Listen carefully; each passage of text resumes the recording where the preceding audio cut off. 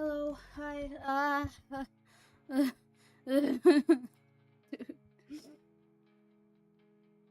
dude, I'm so sorry. I'm so sorry. I am so sorry. I am so sorry. I am so sorry. Holy fuck, I'm so sorry.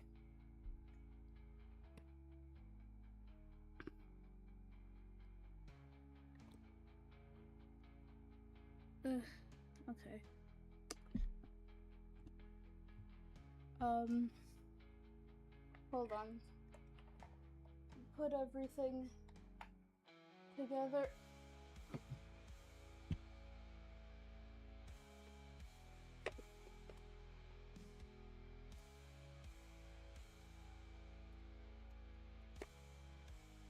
Uh. Oh god. One moment.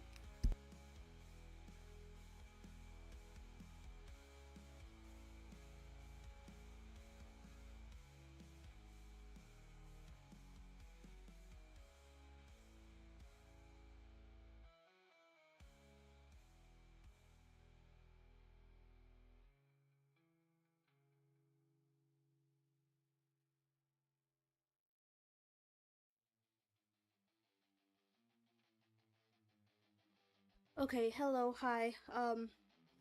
I am so sorry.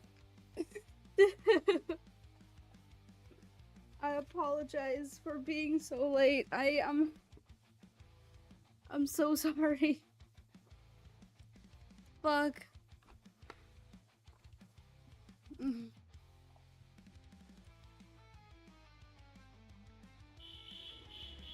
I'm so sorry. I am so sorry, dude. Bro, bro, there's no way I made you guys wait for 20 whole minutes, bro. I think they're kind of struggling there. No, I'm fine. The tech issues, there are no tech issues. There is no tech issues.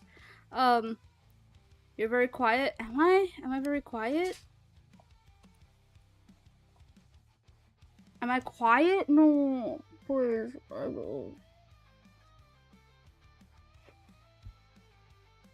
Going insane. Are these vanish? Yeah. Yeah, there are no tech issues. It wasn't tech issues. If it was tech issues, I wouldn't be able to start stream. I think. But yeah, it was Ven issues. Am I quiet, by the way? Like, am I too quiet?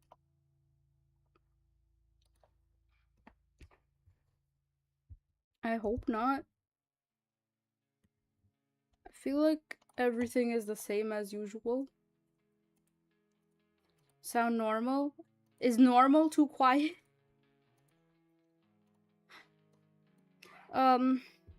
Anyways, as for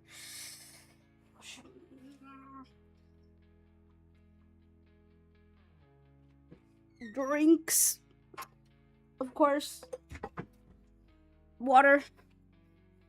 We've got Monster as well. If anyone would like to redeem that.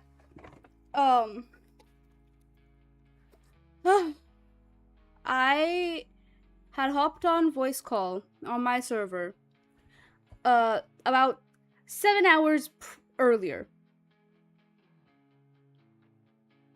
Right? And what happened is I ate a fuck ton of food, like a fuck ton of food. Like when I say fuck ton, I mean like I had ramen, I had 2 eggs, I had a burger, a chicken burger, I had grilled chicken, I had non-alcoholic beer. I was like fat ass feeding myself, right. And then I got sleepy, so I was like, okay, I'm gonna go lay down. I went to go lay down. I wasn't planning on sleeping. I went to go lay down. I fucking fell asleep. I fell asleep. I wake up like 2 hours before shower. I was like, it's okay. I have 2 hours. I lay there and let depression consume me for like an hour and a half. And then I was like, oh, I should probably get up and like actually do shit. The thing is, I wake up and I need to like process the fact that I've woken up for like 2 hours. So I'll be laying in bed, and once I'm out of bed, I'm like walking around the house like a ghost. Like I'm like, okay, I'm real. I am in reality. This is real. Please don't start dissociating, please. I'm like standing there like genuinely struggling. That happened. I was like just like managing somehow to like stay sane, and before I know it, it's stream time, and I'm like, fuck, shit, I haven't eaten anything yet. I feel like eating a salad. I was like, oh, it's okay, I'll start stream and then I'll eat, then I'll just like quickly make one. It's not that difficult. I'll just throw some shit together. I went to go throw shit together, and half of the shit I throw in unavailable. 2 ingredients not there. Now I'm sitting here panicking. I'm like, there is no way this is happening right now. There is no fucking way this is happening. But I managed. I have 3 strawberries now. I have a salad now, and we will be reading creepy shit together. Right.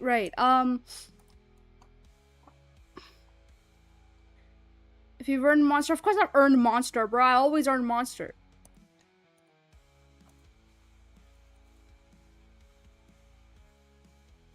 I'm going through things today. You have to be convinced to go rest. Here's the thing. I was doing perfectly fine. I would have been like, yeah, guys, I'm gonna go rest. The moment you were like, oh, you should go rest, I'm like, I don't want to anymore. You know?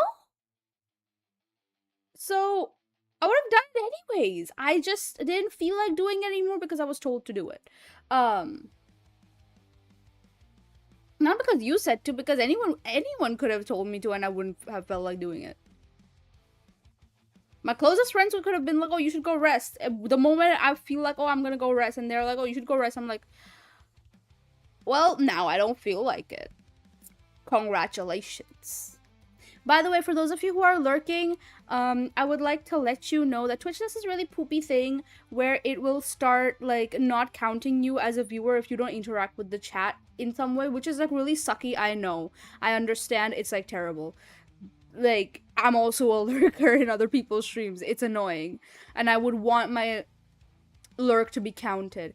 However, if you want to support your favorite streamers, if you want your lurk to count, you can either interact with chat in some way. I have a lurker check-in redeem if you would like to redeem that. I will not acknowledge you if you don't want me to. But feel free to redeem that if you wish to have your lurk counted. Or you could, why is my model dying? Or you could keep the stream at like 1 or 2% volume, because if you mute the stream itself on Twitch, they won't count you for some reason. It's fucking annoying. They'll start considering you a bot. So keep the stream at 1 or 2% volume, or mute the tab that you have the stream on, and like refresh semi-frequently. Just like a few tips to, like, if you are lurking and you want your lurk to be counted and all of that. Twitch is doing things and no one is happy about it. Brat, yeah, this is true. A bottom, yeah, of course you're thinking about yourself, bro. All you do, that's all you do. I'm joking. Hi, Laughing Sock, welcome. Hi, Prince, welcome. And I see Cypher was here too. Hello, welcome.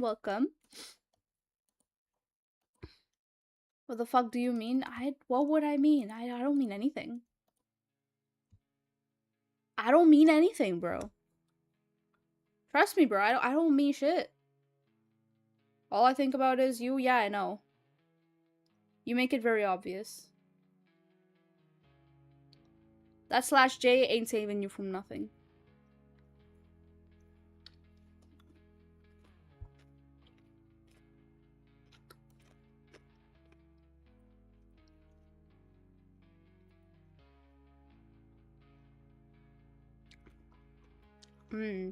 Anyways, so we were supposed to.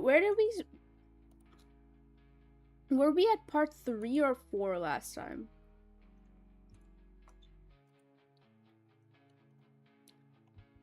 Because I remember we were at, like, I'll look at it. If you can remember, please let me know. If I can pull it up, that is. Hello. There we go. Left, right game. This goes here.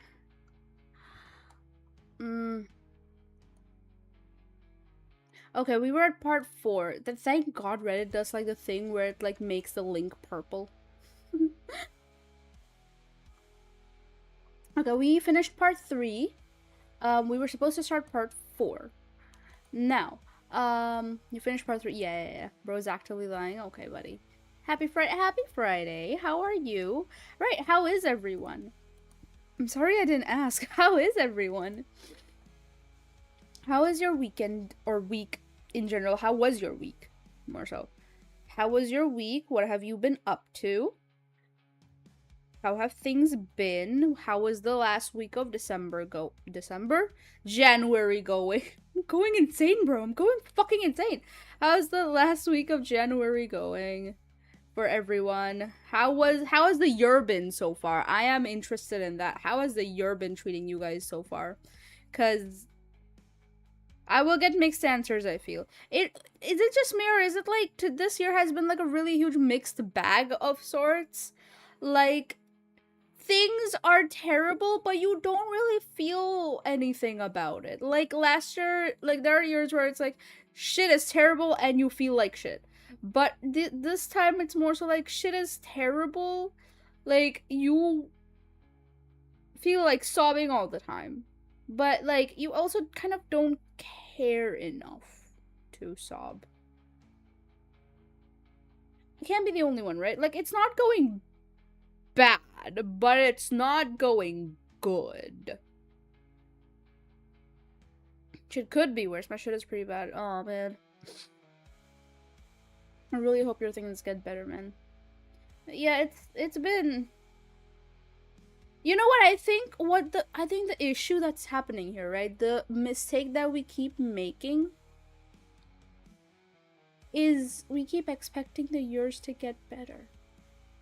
Maybe please drop the expectations, perhaps. Maybe that's the goal here. Right? Maybe if we just drop the expectations and we're just existing. You know?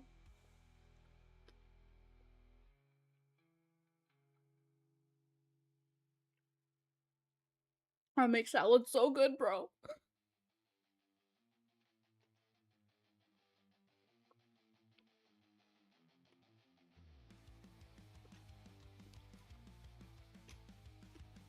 My expectations are rock bottom. Yeah, kind of same. And my salad photo pay up, boy. You don't get one. I would have sent you one if it looked good. It doesn't.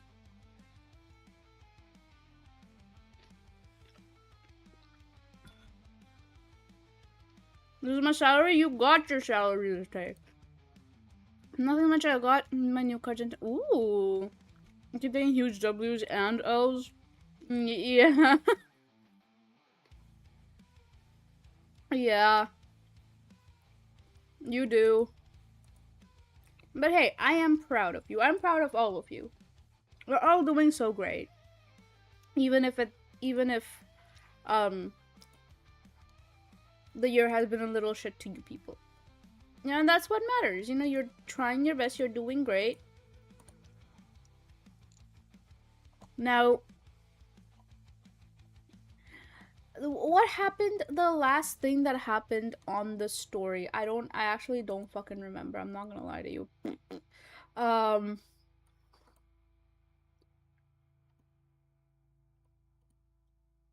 This is not the one I wish to look at, please. There we go.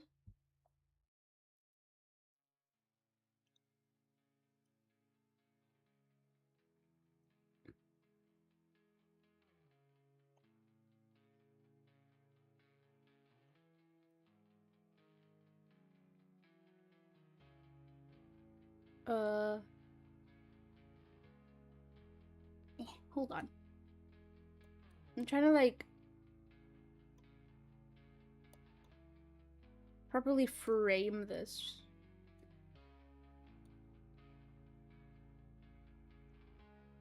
Why is this being cut out? No.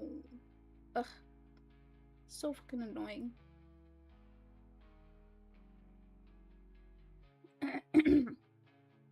Fine, this will do. This will do. So, let me turn on the music. So, we were at, firstly, I want to apologize for Let's look at part 3 really quick first. What the fuck?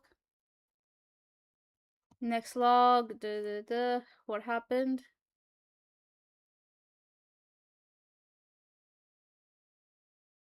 Right. Our Alice, she tried to kind of get footage on the broken down car. Right, and Ace is gone. Fucking hell. Ace is gone. Ace got taken into, what was the place's name?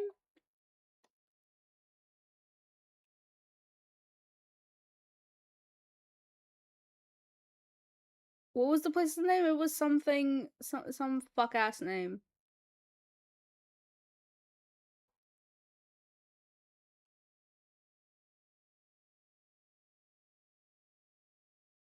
I'm trying to find it, dude. I can't find it.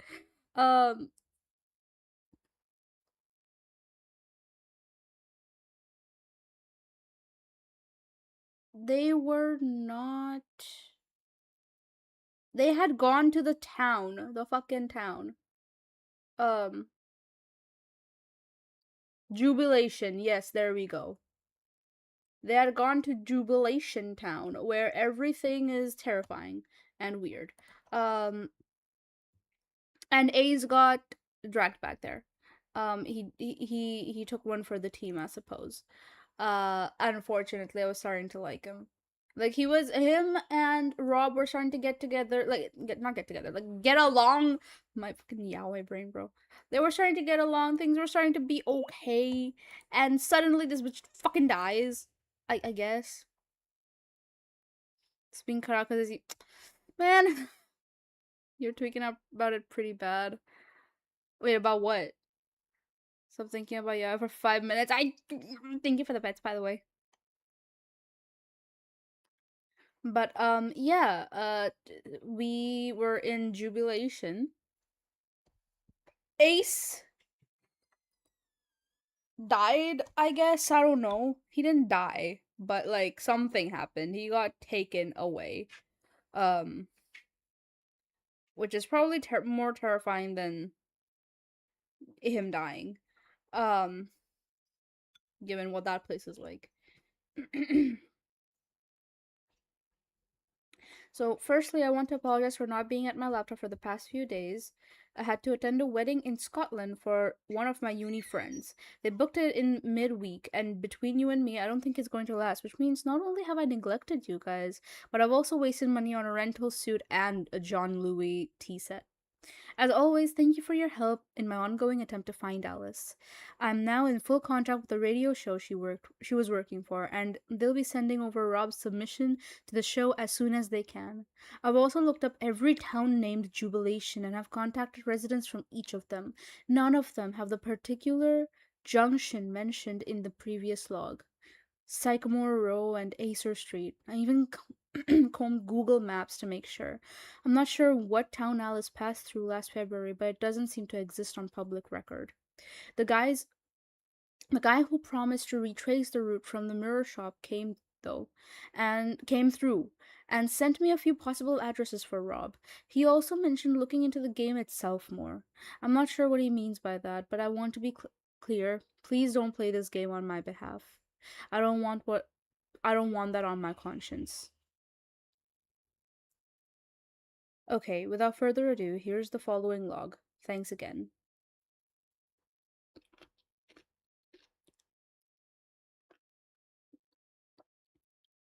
Hold on, I'm stuffing my face with food.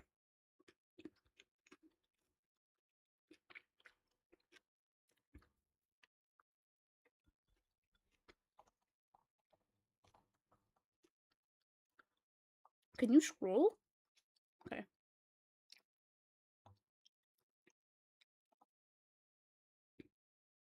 Just reading Smart Against so much. Fucking hell, bro.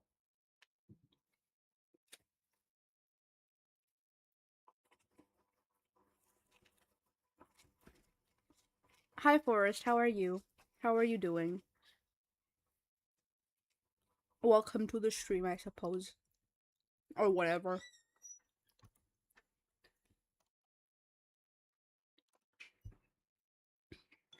Left 4 Game Draft 1, 10th February 2017. Possible opening. I want to address you, the listener, for a moment with an advance notice concerning the following episode. I'm sure it's not been lost on you that every installment of the series so far has played host to some strange, unexplainable occurrence, and spanning a great many miles of travel. It goes without saying that this has been by design. I've been summarizing the countless hours of uneventful meandering and taking extra care to document the strange phenomena we've encountered along the way. I wanted the story to be fast moving, to have a real feel of progress with every chapter. If that sense of exploratory intrigue is why you're listening to this show, I completely understand. I'm certain it's a primary draw for most of you all. Or like for almost all of you. The twists, the turns, the mysterious, strange encounters along with impossible road. But if that is the case, I feel it's my duty to inform you that, apart from a few notable exceptions, there will be almost no ground covered in this segment, and the monsters we encounter will be all too human. Stress, divisiveness, discomfort, and, as one might imagine, grief. If you want to read the synopsis of this episode on the website and wait for the next part, then you'll all be caught up, and I'm sure we'll be back on our way, heading once more into the great unknown. But I feel it's important to give the aftermath of Ace's capture in its own episode. It's in part due to the significance of the revelations that are unearthed in its wake, but also as a gesture of deference to the man we lost. This is the story of our second night on the road. As we make the left turn, the horrifying space behind us is quickly replaced by a quiet emptiness ahead. The Wrangler crawls, defeated, toward the waiting convoy. The remaining 4 cars are parked haphazardly, taking up more than half the road. Rob drifts to the far end of the tarmac, looking to overtake and resume formation. Both of his hands rest on the steering wheel, his eyes fixed on some distant point in space. It's not hard to imagine that behind the focus and the quiet control, there is a man in turmoil, a man who can't bring himself to say anything, in fear of saying too much.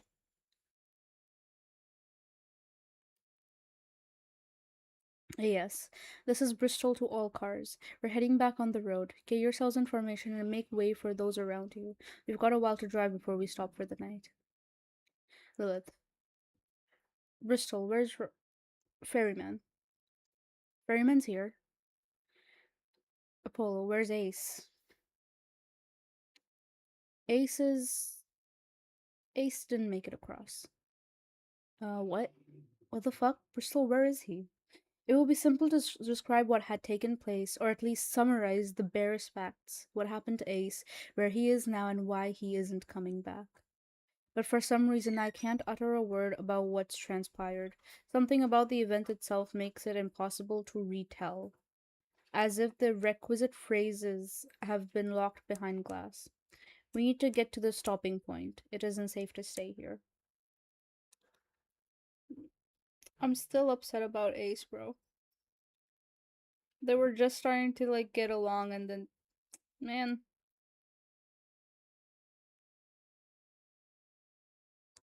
like he was a little bitch in the beginning, but he was learning.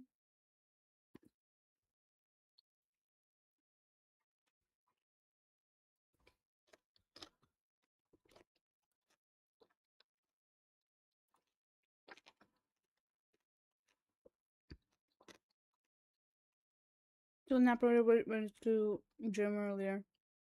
Oh, let's go. I really want to make a joke about face stuffing. Damn. Man! Yeah, that's why I had to do the, whatchamacallit, clarification. I knew how it sounded after it came out of my mouth. After I said it, I was like, wait, that don't sound right. Who is the nobody? Oh, V, hopefully. No, please. Don't do this. Don't do this. Please. I'm trying to remain sane and normal. Not me. Bro. Insanity. I also took a nap earlier, by the way. That's why I'm fucking late for stream. Naps are good. Naps are good. I'm glad you took a nap.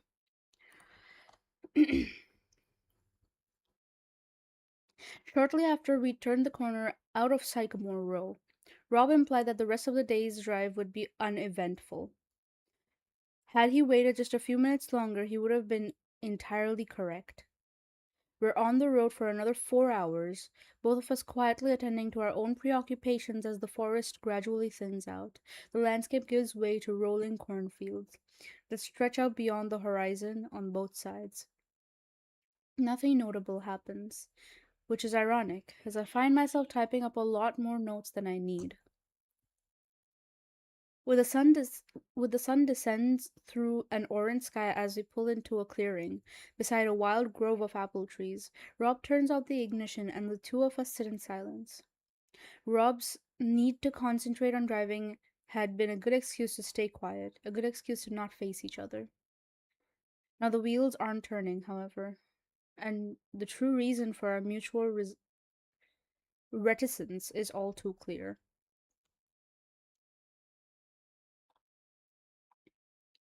Do you think he's dead? I don't know. Rob's response isn't reassuring, and I'm oddly grateful for that. There are no comforting words he can give me, and any attempt would have seemed horrifically insincere, a mockery of the situation's onerous gravity. Anyway, given the circumstances of Ace's capture, I'm not even sure which answer I want to hear. Lilith appears at my window, rapping her knuckles against the glass with an aggressive impatience. I'd expect nothing less about now. Everyone in the convoy has been made to follow a unilateral order, my order, without explanation. They've been traveling for hours, accompanied by the glaring absence of another human being. Looking at the wing mirror, I glimpse at the rest of the convoy standing by their cars, watching the Wrangler expectantly. Rob's hands still haven't left the wheel. With a sharp intake of breath, I push the door open and step out onto the grass. The ground is soft below me as I walk over to the group. There has recently been rain. I begin to address the rough semicircle. It almost feels like one of Rob's briefings. Eve, what's happening, Bristol? Apollo, did Ace return back? Did Ace turn back? Well, he can't turn back. After the tunnel, Rob mentioned this. After the tunnel, you cannot turn back.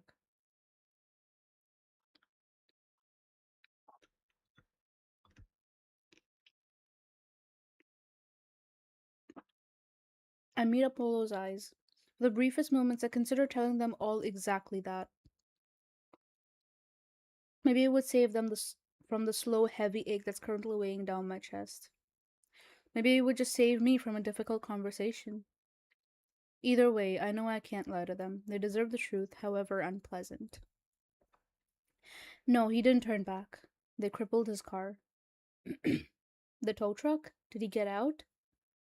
The answer doesn't come easily. I'm being pressed to say the words out aloud, and in doing so, to fully acknowledge what happened. It feels like I'm being driven to a funeral, and I'm being verbally marched towards an open casket. What what happened to him? Bristol. Rob, he's dead, Eve. I hadn't heard Rob step out of the car when he reaches the group. It's hard to hide my relief as he takes over the proceedings, addressing the group matter of factly. Now it really is like one of his briefings. Two guys in the tow truck coming out of jubilation. They got him. They took him back with them to the town. The way they were treating him, he won't last long. Oh, goodness. What? Rob, what are they gonna do to him? I can't tell you. Nothing like this has ever happened. Well, we need to go back. That ain't gonna happen. We're not going to fucking abandon him, Lilith. We're going back. No, we're not. Me and Rob can go. You know the place, right, Rob? The kid's dead, Apollo.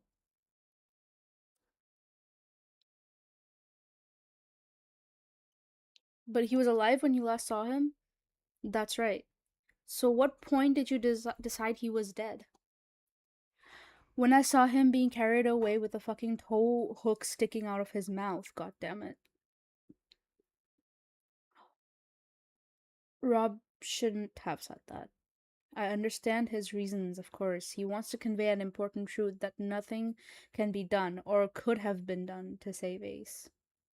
His ghastly choice of words does the job, but it also sends a ripple of disturbance to the crowd, planting in everyone's minds the gruesome image I've been trying all day to uproot. Bonnie covers her mouth in shock and sorrow. Eve turns noticeably pale, and even Lilith, who is intent on leading the questioning, is taken aback. Did did you see this, Bristol? I nod solemnly. The group bristles at my affirmation. I saw enough. I had to close my eyes when it happened. Rob tried to save him until.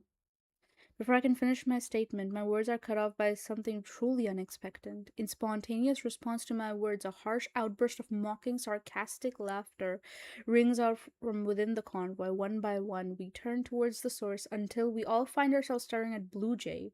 Her unapologetic chuckling fills the silent night air.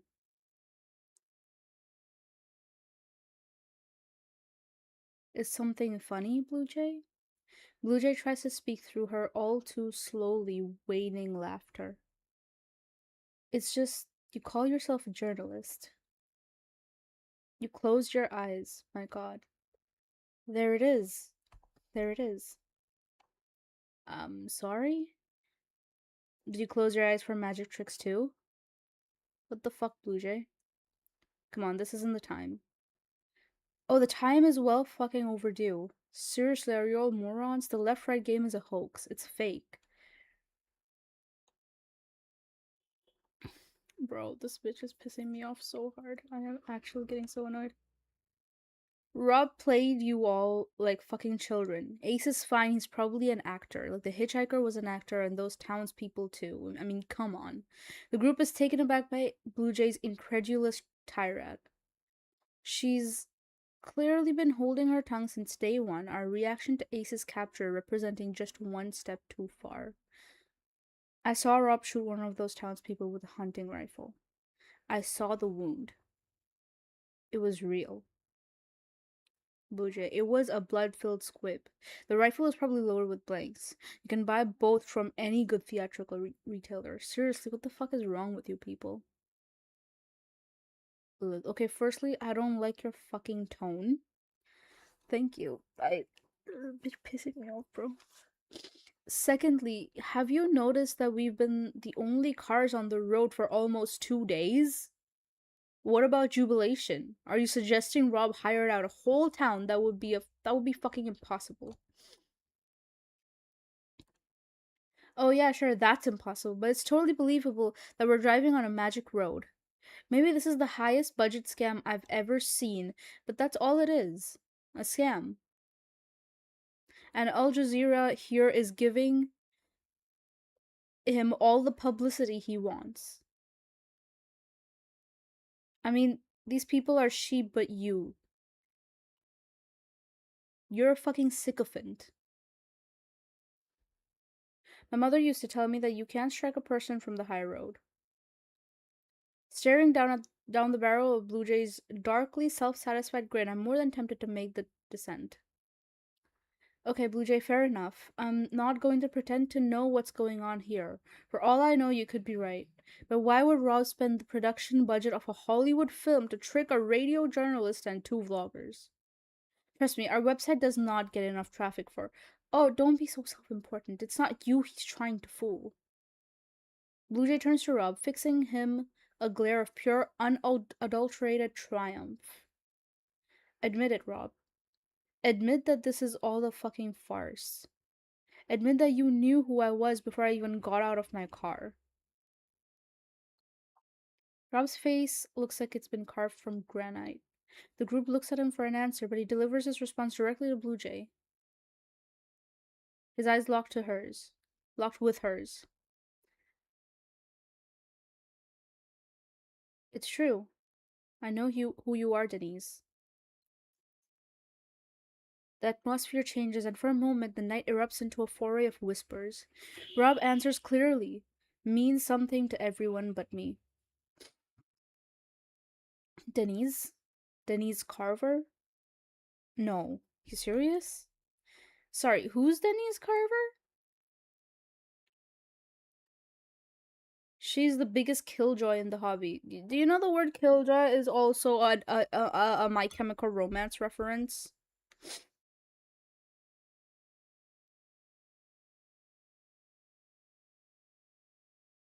I have a strawberry.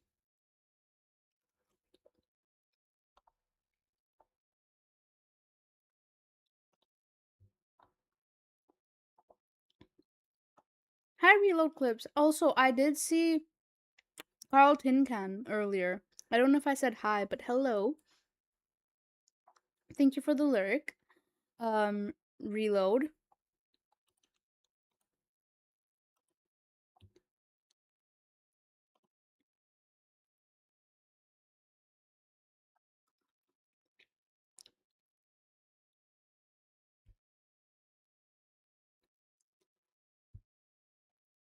Hold on.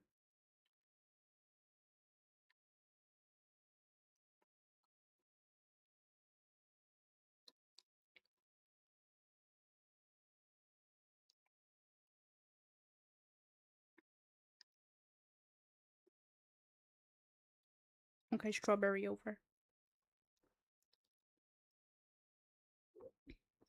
She's the biggest killjoy in the hobby.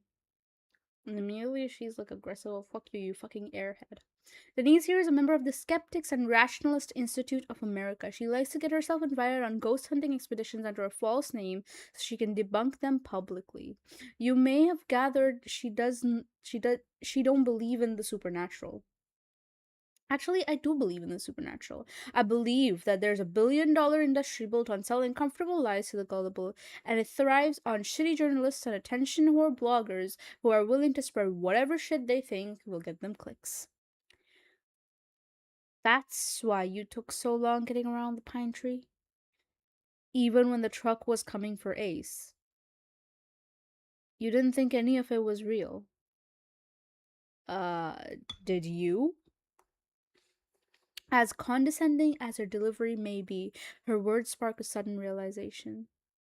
It's true that with an unspeakably high budget and a few deft stooges, you could probably replicate most of what we've seen on the road.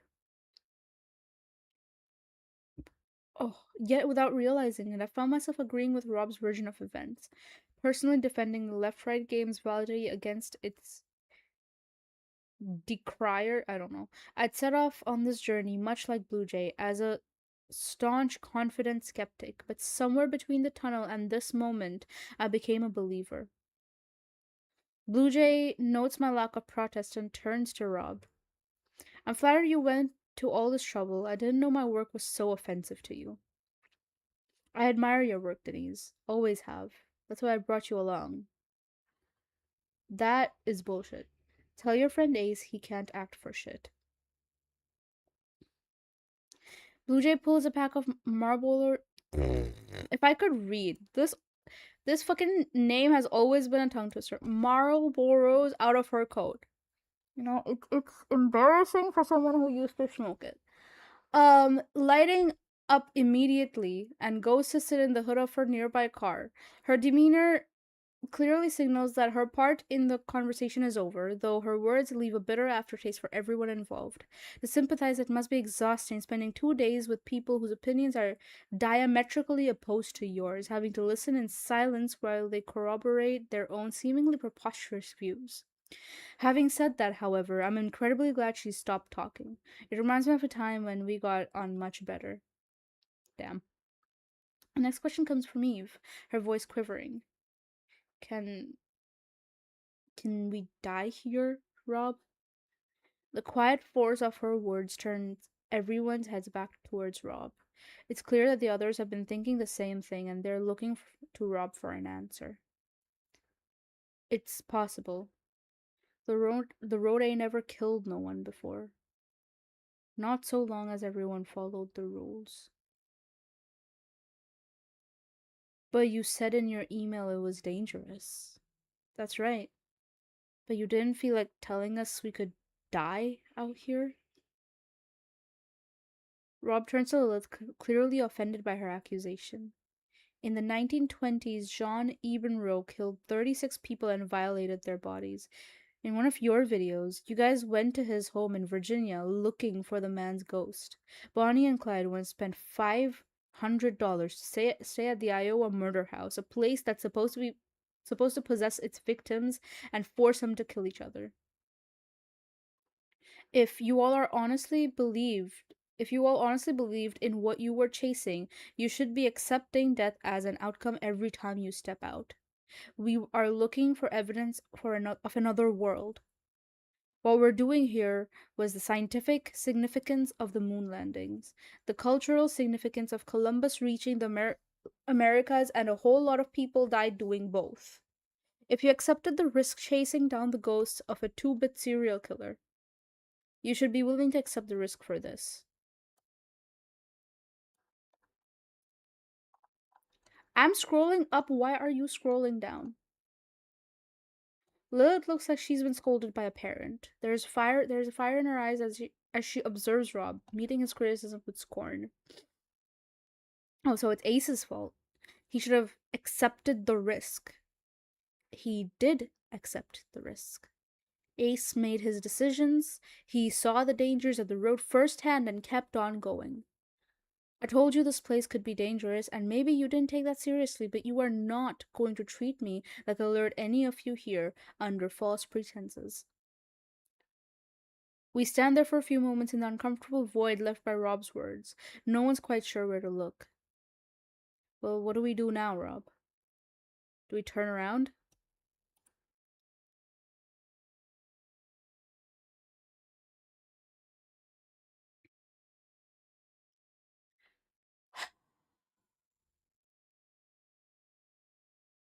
Things are happening. I ain't gonna make that decision for you. If you want to split off and head back, I suggest you wait till morning and stagger your leaving times by an hour or so. I ain't never seen nothing like what happened back there before, but this is the most people I've ever played the game with. Maybe that's doing something. What do you mean by that? Well, it's the only thing that's changed. Truth is, this ain't our world. By all rights, we shouldn't be here. Even when it's one car, the road always tries to discourage you. Maybe it's like bacteria in a vein, or one or two might slip by unnoticed, but once it hits a certain point, it's like an immune response. You think the road's pushing back on foreign objects? And the bigger the group, the more violent the response. It makes sense until Blue Jay laughs once more, hearing her reaction and reassess what I'm saying, and I can't help but feel a little foolish at the idea. Maybe it's just a theory. I don't know. Rob collects himself, regaining his composure. Either way, you all have the morning to decide if you want to keep on the road. Bristol, if you want to go home, you gotta find someone to take you. I ain't ready to head back yet. He turns away from the group and marches to the Wrangler. I don't see him again for the rest of the evening, and I have no intention of bothering him. Eve and Lilith immediately crowd around me, asking if I'm alright and taking in turns to disparage Rob's actions. I can't bring myself to join in. All I can bring myself to say is, can I charge my phone in your car? The group has very little to say for the rest of the night. A deep solemnity hangs in the air, dampening any semblance of good cheer like wet leaves on a dwindling fire. No one offers any conversation. Apollo's reservoir of quips has run dry.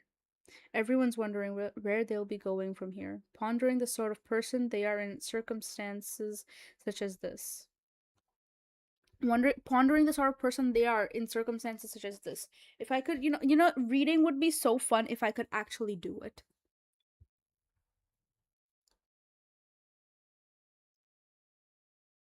You know?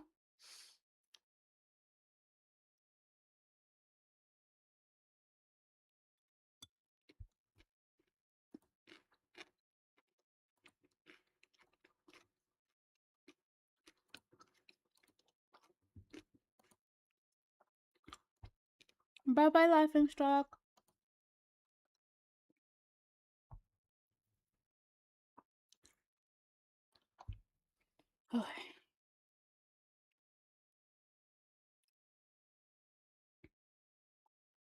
Do they press on towards danger or back towards safe and familiar ground?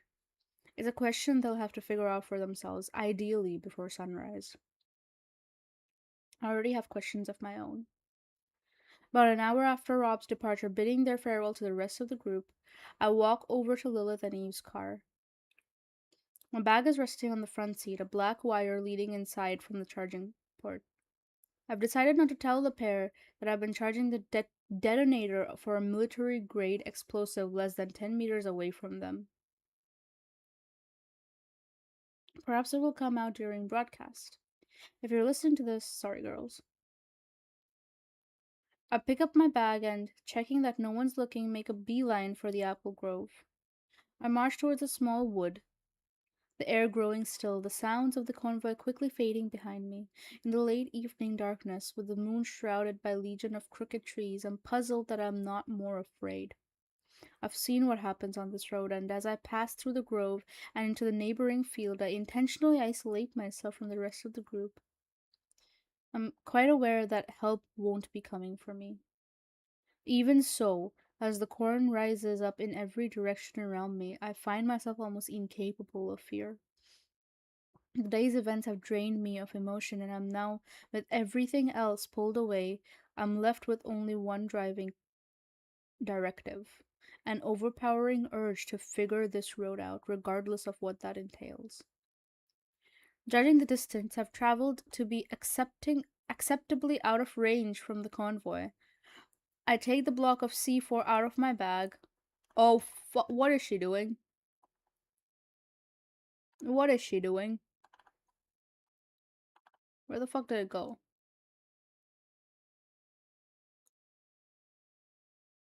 There it is. Can you? I'm scrolling down. Why are you scrolling? I take the block of C4 out of my bag and place it on the ground, gritting my teeth, my body cringing with self-inflicted dread. I press the power button on the Nokia and wait for something to happen. My worries of instant disintegration are allied slightly as the grainy image of two outstretched hands comes into view, swiftly replaced by a menu screen.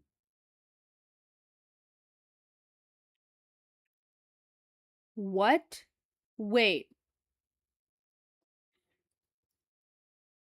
Gritting my teeth, my body cringing with self inflicted dread, I press the power button on the Nokia and oh, that. Fucking hell. I thought like the shit exploded. I don't know where my brain went. I thought the shit exploded, and turns out this whole thing is like an actual like video game. And I'm sitting here like, huh? Bro. Wait, I remember the Nokia like opening screen now. Okay. Oh, God.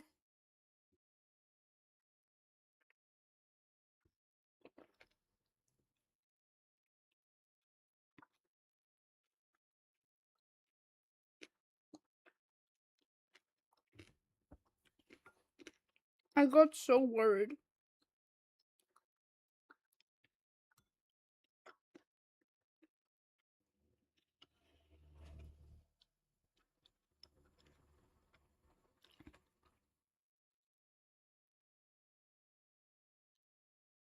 As a grainy image of two outstretched hands come into view, swiftly replaced by a menu screen. I work fast. The buttons on the brown paper package constantly remind me of what I'm putting at risk with every passing second.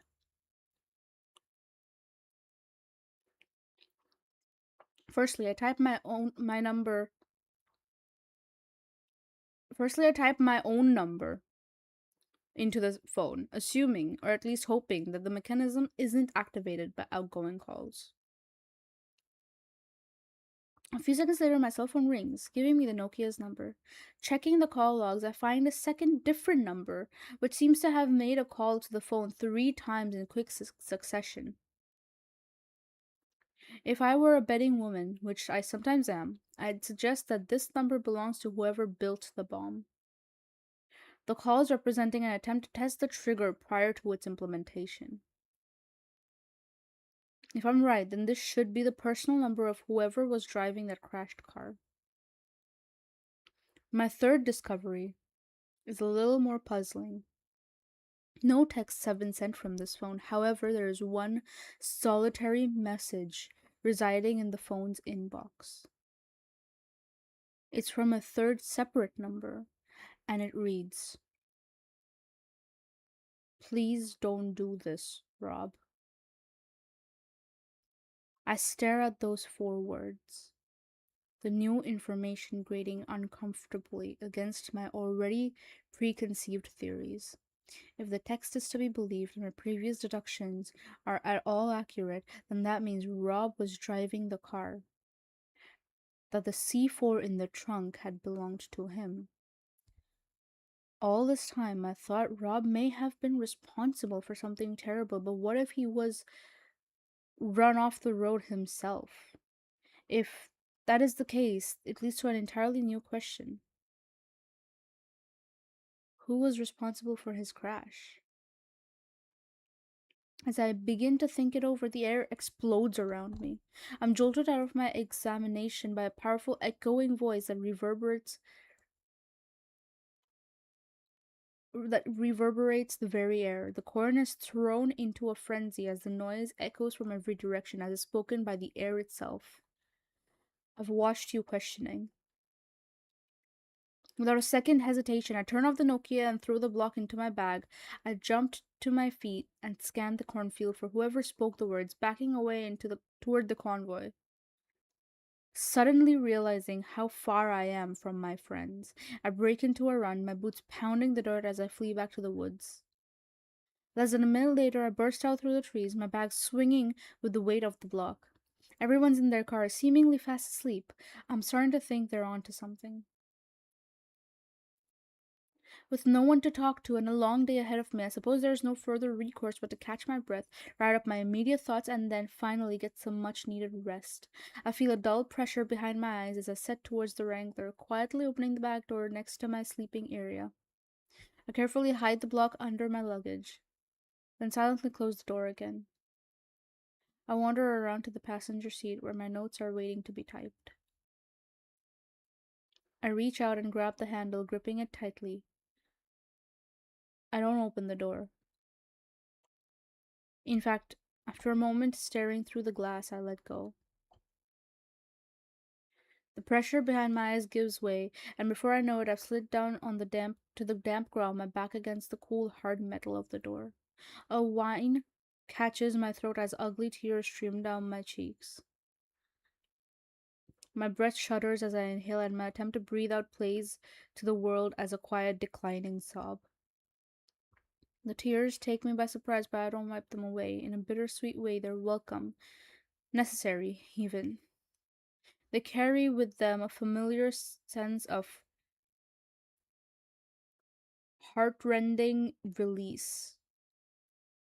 By the time they've run dry, I feel like I might just be able to move on from the events of the day. The sounds in my head are just a little quieter now that I've paid them their due. Are you okay, honey? I'm picking myself up when I see Bonnie walking carefully over to the Wrangler. I brush myself off, a little embarrassed at being caught. I didn't know you were awake. I'm a light sleeper, and Clyde snores. Do you need someone to talk to? I think I just need to sleep. Thanks, Bonnie. My name's Linda, if you're wondering. Alice. It's a beautiful name. Well, Alice, I know I don't talk much, but I know how to listen, if you ever want me to. For the first time since the pine fell, I find myself smiling. It's a weak smile, but a smile nonetheless. Thank you, Linda. I might take you up on that. Have a good night. Have a good night. Bonnie starts to walk back to the car before pausing and turning around, one last piece of comfort to offer. And remember, everything will be alright once we get to Wintry Bay. I frown a little, unsure of what Bonnie means. She smiles back blankly, then resumes the path to her car. She's mentioned that place before upon leaving Jubilation, in what seemed like a moment of idle reminiscence. How she mentioned it just now doesn't seem like reminiscence at all. After everything that's gone on, all the suspicion I've been directing at Rob, all my worry for Ace, is something the matter with Bonnie? Perhaps some misunderstanding. Perhaps Bonnie misspoke. But all the same, the brief comfort her words afforded me has already faded away, leaving a familiar feeling of confusion and paranoia in its place. I let myself into the passenger side, type up a few pressing notes, and then climb through onto the air mattress. Sleep doesn't come easily. I close my eyes and try to convince myself that tomorrow will be better. Better than this harrowing day. Yet every time I make that particular argument, a voice in my head responds, "That may depend on which way you turn."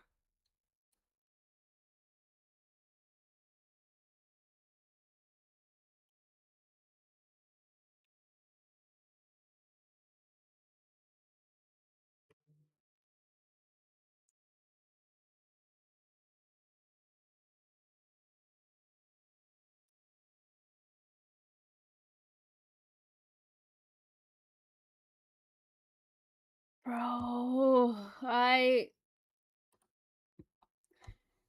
this is I'll tell you, this is too much like emotional investment for a creepypasta, bro. Like, please, just I don't have the emotional investment for this, bro. I am scared. I am scared. Emotional damage, it's more so like impending doom type of scared. Like, you don't know what's gonna happen, but whatever it is, it's gonna be bad. You know? Like,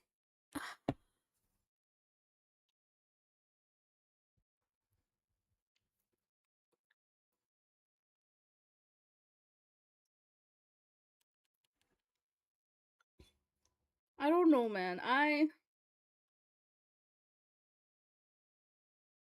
It's less emotional damage, it's more. I don't know what's gonna happen and I'm scared.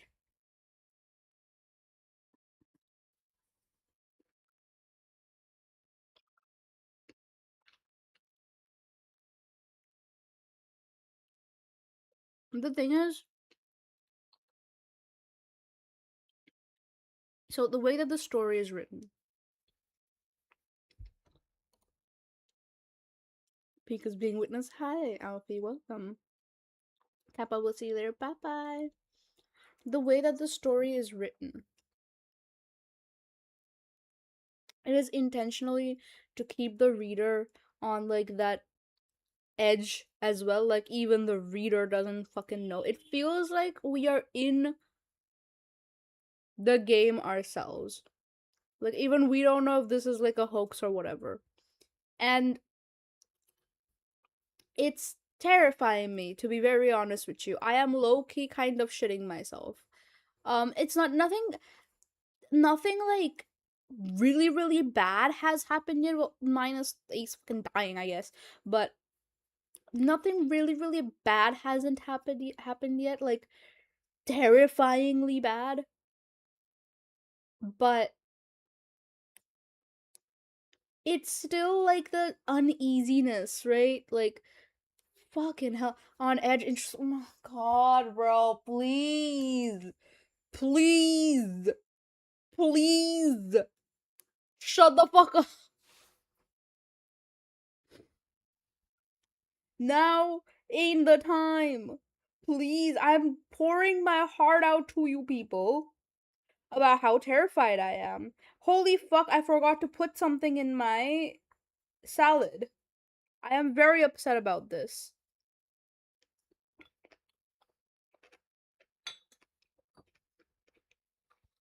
I just realized I forgot to put any amount of like meat in it. Like usually I shred up like a piece of chicken or something and I put it in it.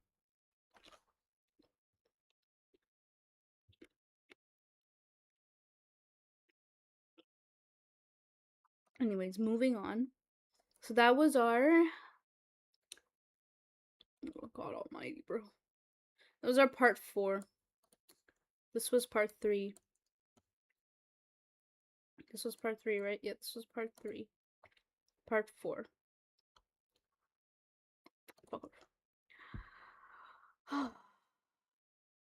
Moving on to part 5.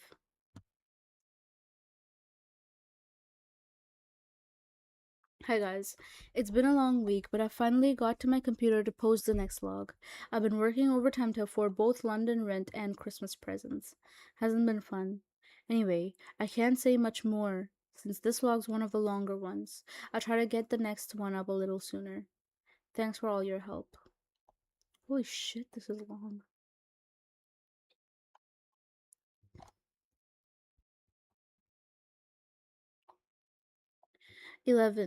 February 11th, 2017. The next morning, everything's the same. It's strange. We're usually so blind to the quiet inconsistency in our everyday lives, only really taking notice when something changes. Yet, as I stir a spiral of honey onto my oatmeal and glance around the group, there's a notable lack of change that truly stands out. Since the previous evening, the atmosphere surrounding the convoy and the demeanor of each member doesn't seem to have altered in the slightest. The night has fallen short in its role as a grand meridian, failing to partition the past and future, bringing with it neither perspective nor closure. As if yesterday has spilled like a toppled brush pot into the next morning, coloring everything with the same temperaments, fears, and divisions. Lilith and Eve sit facing each other, their legs crossed on a plastic ground sheet. Neither are saying very much, albeit for vastly different reasons. Lilith is still preoccupied by her own smoldering indignation, whereas Eve looks overcome with a subtle but pervasive dread. Neither have taken food from Rob's stove, a decision I suspect Lilith made for the both of them. Apollo, Bonnie, and Clyde are across from me. Apollo is making conversation attempt to revive his usual good humor. Bonnie and Clyde help him out, laughing at his jokes and smiling along with his stories. Blue Jay hasn't stepped out of her car all morning, eating her own rations and maintaining a welcome distance from the rest of the group. Her eyes meet mine as I look her way, and I'm treated to a sharp, sardonic dismissal. And Rob? Rob is attending to the practicalities of the road, serving breakfast, then topping up the Wrangler from one of the hulking jerry cans. It's clear the routine is comforting to him. I can easily imagine this is how he deals with a great many problems. Compartmentalizing, recasting himself as a blunt instrument engaged in a set of necessary processes. He's made himself too busy for grief and will likely remain so until the feeling fades. As coping mechanisms go, it isn't remotely healthy. I should know. I'm doing pretty much the exact same thing. Clyde, could I get a few words? Clyde looks up from his food, a little surprised. Clyde, you want me? Yeah, if it's not too much trouble. Oh, no trouble at all. You want to do it now? I'm not too hungry. No, me neither. That would be great, thank you. Would you mind if we moved away from the stove? Clyde nods keenly. Putting my bowl to one side, I take Clyde to the edge of the apple grove. Nobody looks after us. Clyde, how are you holding up, Bristol? Getting there. How about you? Yeah, I'm getting by. So, can I ask, why did you choose Bonnie and Clyde as your call signs? Well, it came pretty easy. We used to play Outlaws when we were kids. One time, Bonnie stuck up a bank.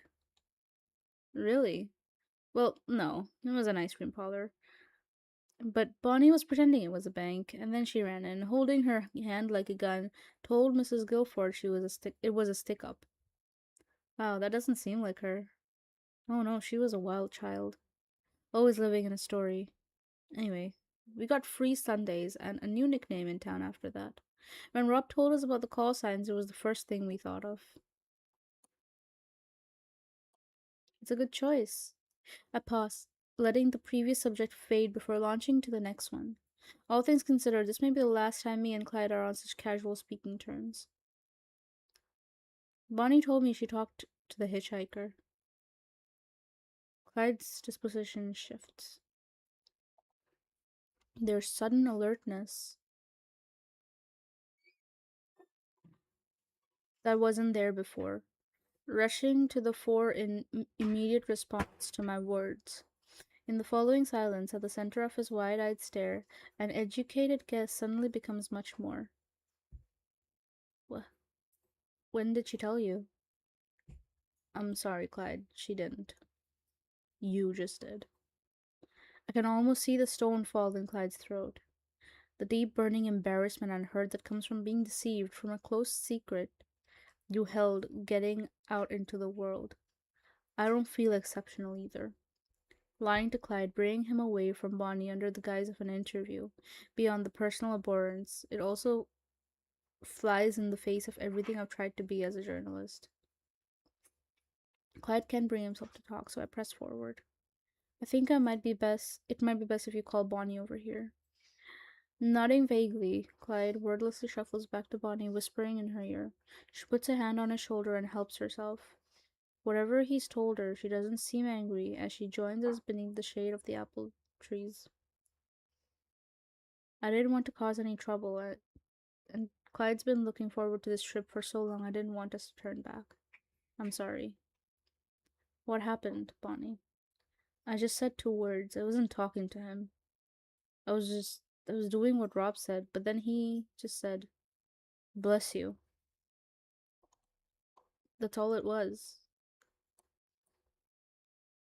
That's it? Well,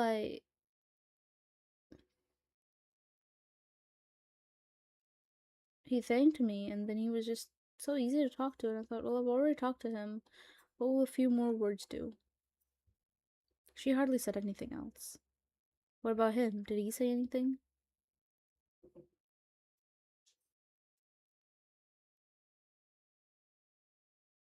Bonnie starts to smile the same way she did last night, a dreamy, enthused expression glowing with reminiscent joy. He told me about this wonderful place. Was it wonderful, Martin? Bonnie, just a few houses by the sea. He made it sound so nice. Bonnie, please. What's wrong? I can talk about it, right? When I look back to Clyde, my lips are firmly pressed together, his facial muscles tight. He's holding something back, but what slips through betrays a poignant dismay. It's all you talk about, Bonnie. You mentioned a few times after, and since jubilation you ain't stopped. Are you guys talking about Wintry Bay? Clyde grimaces and Bonnie grins when they hear the name. Bonnie, are we heading there? Bonnie, the hitchhiker said it's on our way. I'm so looking forward to seeing it. I can't say I feel the same, and it's safe to say Clyde agrees with me. Before now, I'd only heard Bonnie mention Wintry Bay on 2 occasions, but it sounds like she's talked about it a whole lot more. I sympathize with Clyde for what he's had to deal with. However, the gross irresponsibility of his actions aren't lost on me either. Does Rob know? I didn't want to. You didn't want to trouble him, or did you just not want him to turn you around? I'm alright, really. Well, either way, you need to tell Rob before we hit the road. Clyde shuffles uncomfortably. I'm not going to do it for you, but too much has happened on this trip already. This place is dangerous, okay? There's no place for lies anymore. I hope that Clyde doesn't see the irony, given that I've roundly deceived him in the past 5 minutes. He nods, taking Bonnie's hand, and walks slowly towards the Wrangler. Rob is loading the last of the fold-up chairs into the back of the car. The conversation doesn't last long, but by the end of it, Rob rests his hand on Bonnie's shoulder and sends them on their way. He doesn't look mad. Perhaps he just has other things on his mind. That's the second thing I've done today that's inherently non-journalistic. I was supposed to be a fly on the wall for this story, a passenger, recording events with objective detachment without my own influence seeping into proceedings. In many ways, I wish I still was. But the stakes are higher now. And those secrets make for a good editorial. They're also potentially damaging to the safety of the group. Following the incident with Ace, I'm slightly less concerned with an unbiased story than I am with getting home to tell it.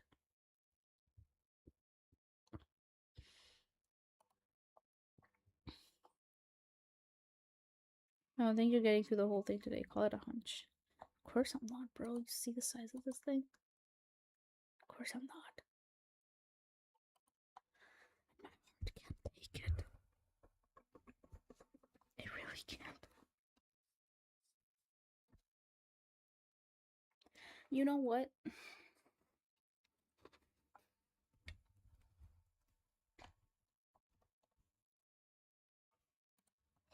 I'm tempted to... Why is that cutting out? Why is it cutting that out? I am annoyed.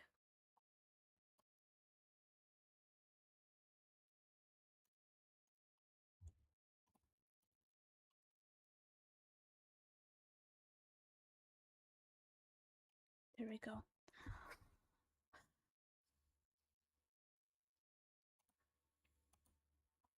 Right, tempted to open the fucking monster can, bro. I just really need it.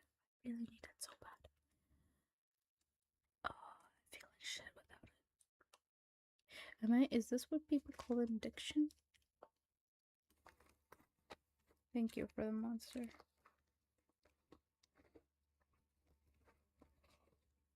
Father in Christ, bro.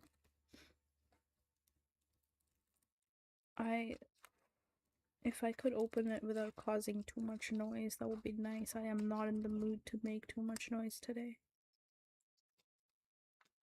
Although right now I'm not. I was like a little bit ago.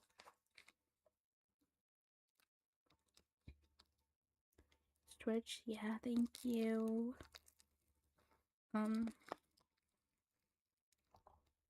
But yeah, it's just going through things, man.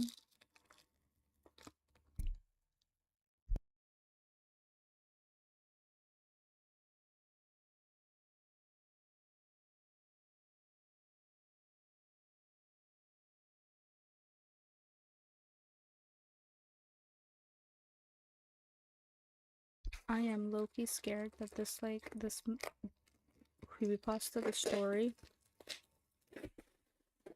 is gonna fuck me up, low-key. Like, mentally. Like, I'm not gonna be able to, like, stay in dark rooms after a while. And all that bullshit. Anyways, what's today's flavor? Oh, I love this flavor. Aussie lemonade. Aussie lemonade. It's Aussie lemonade. I'm very happy. Incredibly so.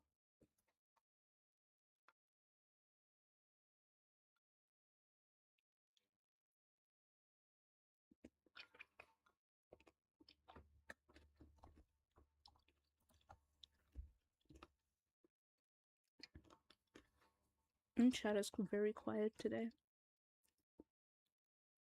It's not typically this quiet, but I suppose people are lurking and listening. Reading streams often tend to turn into, like, ASMR Rizaro streams.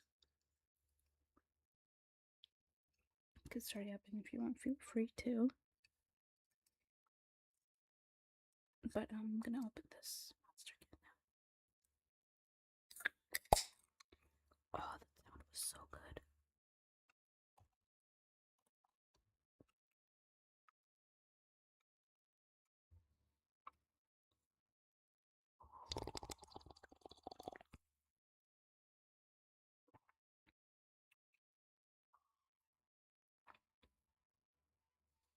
Oh my god. I think I just orgasmed, bro. Oh, that was so good, bro. It tastes so good. I miss this flavor so much, bro. It tastes so good.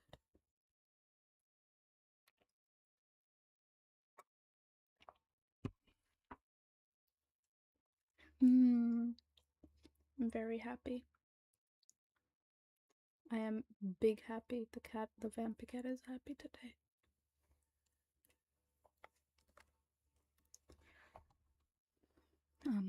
Moving on.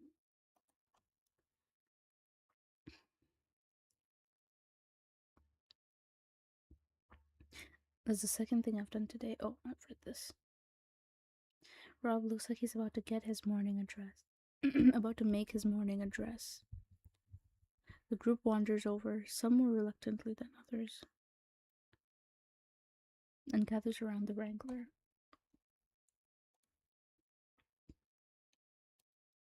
First things first, I want to say that, well, tempers got a little heated last night, and I'm sorry for my part in all that. I want to thank you all for coming with me this far, and if you want to turn back, well, that's just fine. The group stays quiet. If you are heading back, I'd say you travel one by one. Be sure to stay on the radios, retrace the route, and follow all the rules that applied when you were getting here. Now, can I get a show of hands who's wanting to keep going on the road?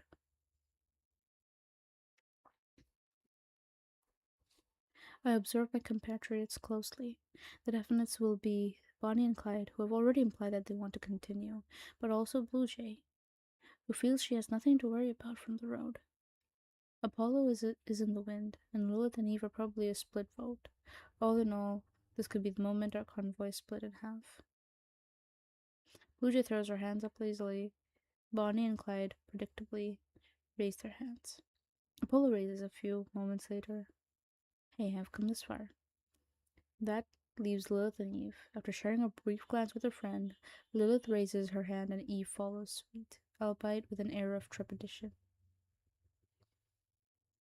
I'm surprised that no one's turning back after everything that has happened yesterday, but it's clear everyone has their own reasons. I'm just glad I don't have to say goodbye to anyone.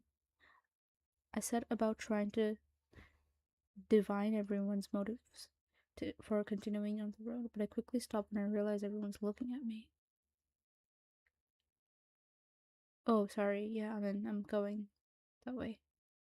I gestured to the road ahead and raised my hand redundantly. Oh, okay. I guess that's everyone then. We got a fair way to travel today, but there ain't much to see. Just follow the rules and take things as they come, I guess. As we pull out, I start to feel a little restless. The sedentary nature of travel is beginning to take its toll, and I'm starting to feel over-familiar with the Wrangler's passenger seat.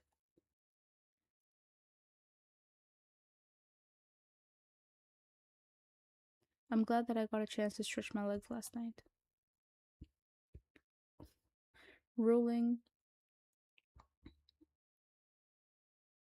Elysian cornfields past the roadside for the next 5 hours. Turns are few and far between, but Rob's attention never wavers. I only manage to grasp his attention briefly. Aren't Jeeps supposed to have poor fuel economy? They ain't the best. That's why I always bring gas along. It's just the fuel gauge has hardly moved since we left this morning. Ha, you noticed, huh? I was wondering if you were gonna. Why, what have you done to it? Nothing. It's the road. It makes fuel burn slower. Seriously? Ain't just that either. You finished your food this morning? No. Why? Hardly anyone did, except Apollo. The more you go, less you need to keep going. Okay. Wait, you said the road pushes against you. Yep. But now you're making it sound like it's helping us along. Yep. So it's hostile while it's also incentivizing us? That sounds odd to me. Sounds like life to me. Reasons to stop, reasons to keep going. I suppose that makes sense. Despite his well-documented obsession with the secrets of the road, Rob seems to have a strangely... What the fuck is that? fucking word, bro.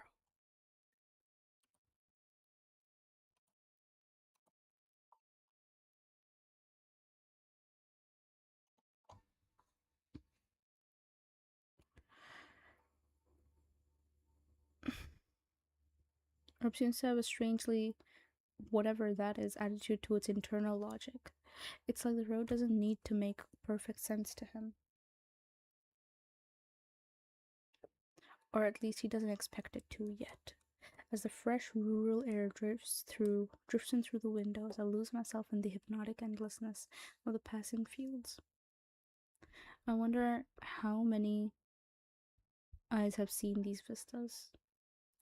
I wonder where we were, not geographically, but in a grander sense.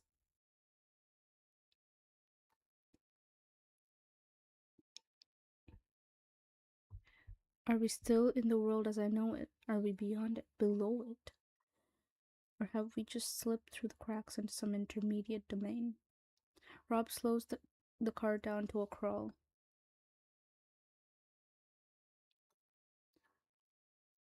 A precaution he takes before most corners. My eyes wander gently back into the Wrangler, finally resting on the rear view.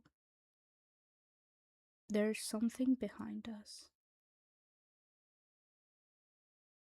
A humanoid figure, shrouded in the soft focus of considerable distance. It staggers quickly toward the convoy, unsure on its own feet. Rob, what is that? Rob follows my gaze to the rear view, his brow furrows. Something new. Rob grabs the receiver. Before he can make an announcement, the speaker sputters with static, followed by Eve's frantic voice.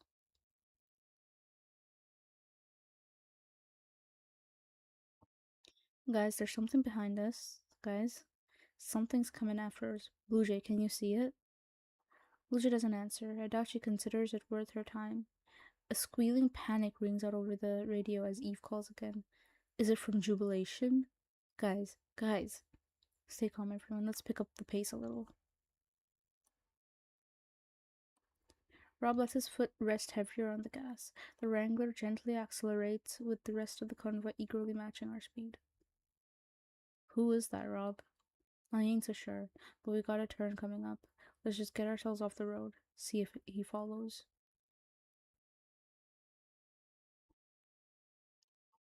Bro, the figure continues to stumble towards us. His arms hang crookedly in the air, and as it comes into sharper focus, I can just make out that there's something wrong with his face. Guys, speed up, please. Calm down. It's coming for us. I can sympathize with Eve's panic. I've had the luxury of traveling at the head of the convoy. I was the first across when that godforsaken pine was dropped across the road. Eve is now second to last, relying on 3 other cars to make their escape before she can follow. Ace had to wait for the rest of us, and it cost him everything. Now Eve and Lilith are 1 car closer to being where he was. His face, oh my god, guys, please. Jesus, shut up. Blue Jay, you shut the fuck up. Hey, that is not helping. Rob, it's moving pretty fast. We stayed the course. It ain't caught up yet just. Okay, Eve is losing her shit. Rob's warnings are cut short by the screeching of tires. Eve swerves out of the convoy's neat single file line and onto the empty stretch of road behind us. The car accelerates past Bonnie and Clyde, past Apollo. We get a brief glimpse of Eve and Lilith as our windows align.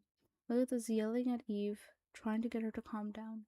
Eve is screaming into the air, the puppet of her own frenetic terror. The car shoots past us and down the long road ahead. Rob swears and picks up the radio. The figure continues to lurch towards us. Ferryman to Eve and Lilith, stop the car right now. Eve, slow down. Eve, goddammit, you're gonna. I stare through the windshield as their car stops. Not a slow grinding de-acceleration, but an unequivocal immediate halt. Their bodies are thrown forward against the safety glass as the car becomes utterly motionless. Rob, what's happening? I told him to be careful. Why is that? I no longer need an answer. I realized that it's written right in front of me, etched into the side of the road. A brief gap in the endless rows of golden corn, only a little wider than the Wrangler itself. A dirt track leads off to the left about 10 meters ahead of us, about 15 meters behind. Behind Lilith and Eve. I now understand why Rob was being so careful and why Eve should have been as well.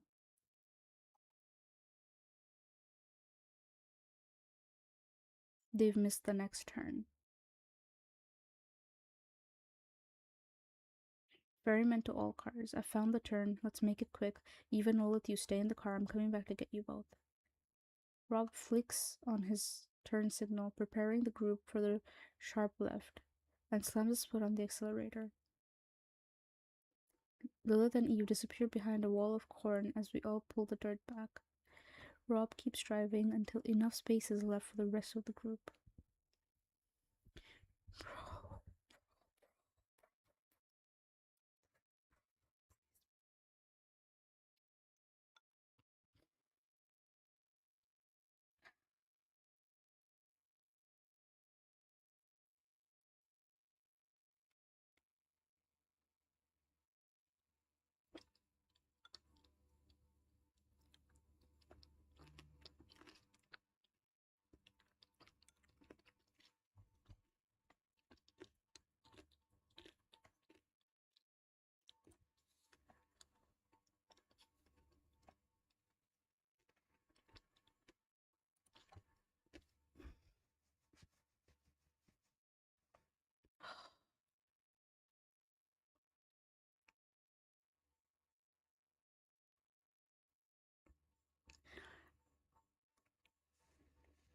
Once they're all safely pulled in, Rob climbs into the back of the car, grabs his rifle, jumps out onto the path.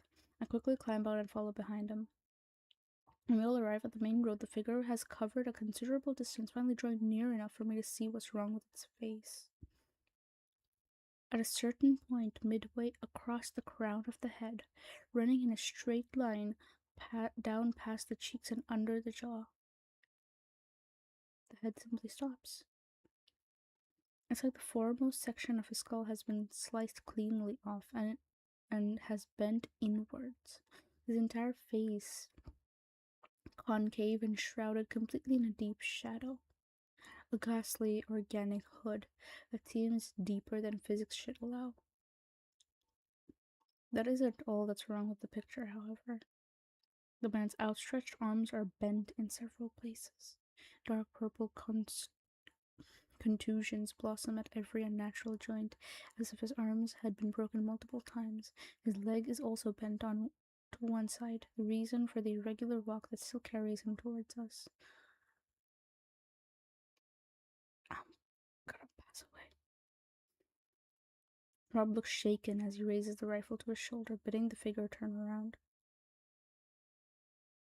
The man ignores Rob's command, continuing its march. Even when a bullet hits it square in the chest, the figure hardly slows down. We're forced to jump out of the way as it continues down the road, even Lilith carrying in their locked car as it approaches.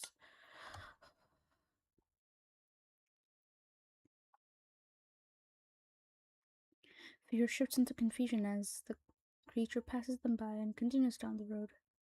It's as if it doesn't even know we're here. Rob breathes a sigh of relief, lowering the gun, and runs back to the rest of the convoy. The moment he leaves, my eyes note something peculiar. It's an utterly bizarre observation, especially considering the many otherworldly facets of the retreating creature. There's something familiar about it. Specifically, its fashion sense. The shirt, the dirt-covered jeans. They aren't dissimilar to the ones I found in the brown leather duffel bag. Resting atop the block of C4. Reaching into my pocket, pulling out my phone, I scroll through my list of contacts. As the man heaves himself down the road, I call the second number I discovered last night.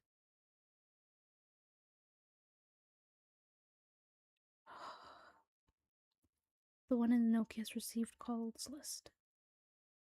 The number that likely belonged to whoever created the bomb and whoever was driving the car that day. After a few moments, a ringtone disrupts the creature's silent walk. I end the call realizing how reckless I've been and praying that the strange figure doesn't see my action as an excuse to turn around. I'm lucky, this time at least. The dial tone cuts out, and the figure continues to stumble its way forward toward the horizon. The next thing I hear is a scream.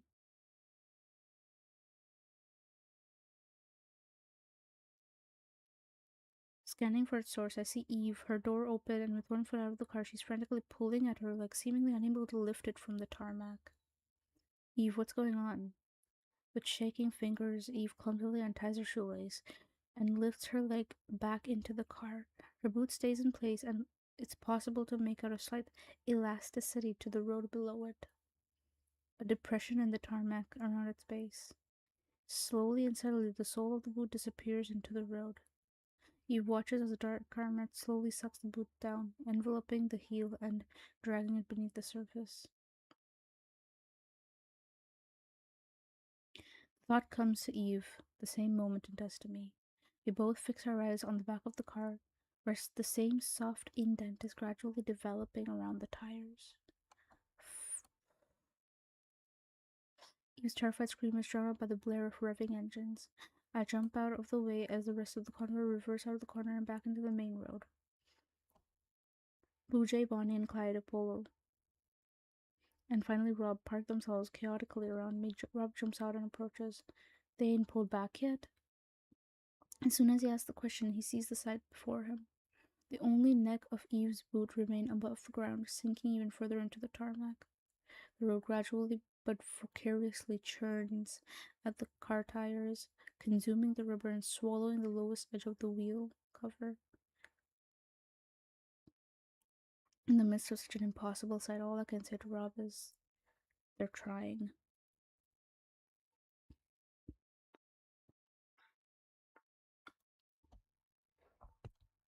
How much longer is this? My heart can't take it.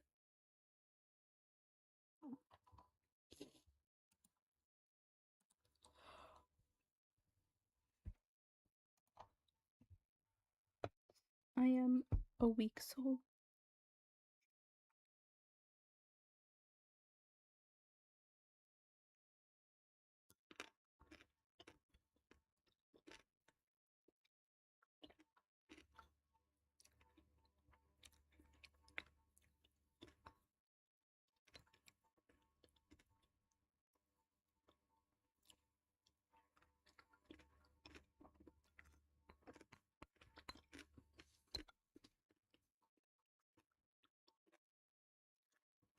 I am taking a moment to munch on my salad. I'd better learn to take it. Hell no, bro, I can't.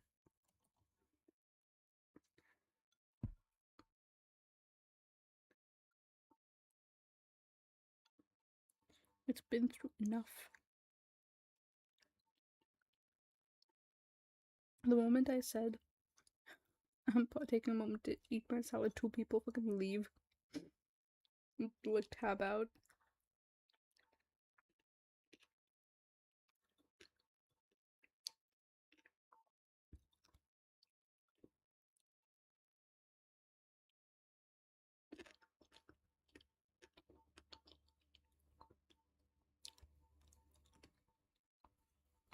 That's a skill issue. What, on their part or mine?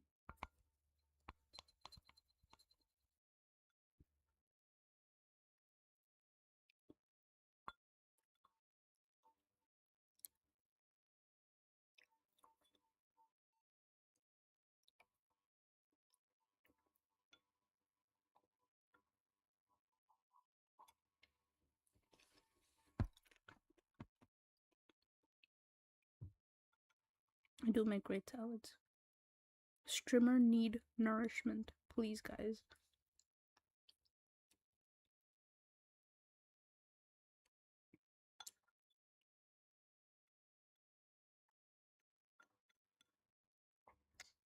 Bro, this tastes so good.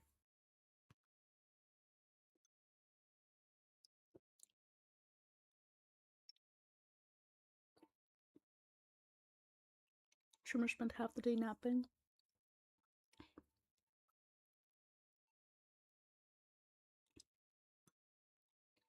Strimmer woke up in the morning and went to university.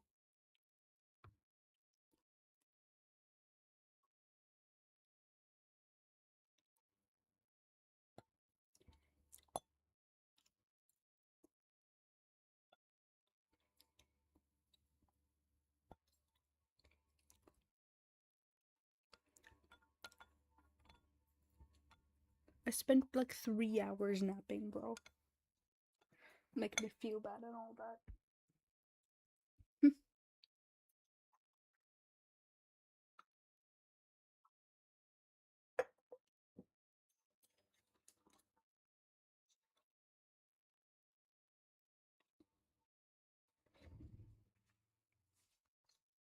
Okay. Going back into the story.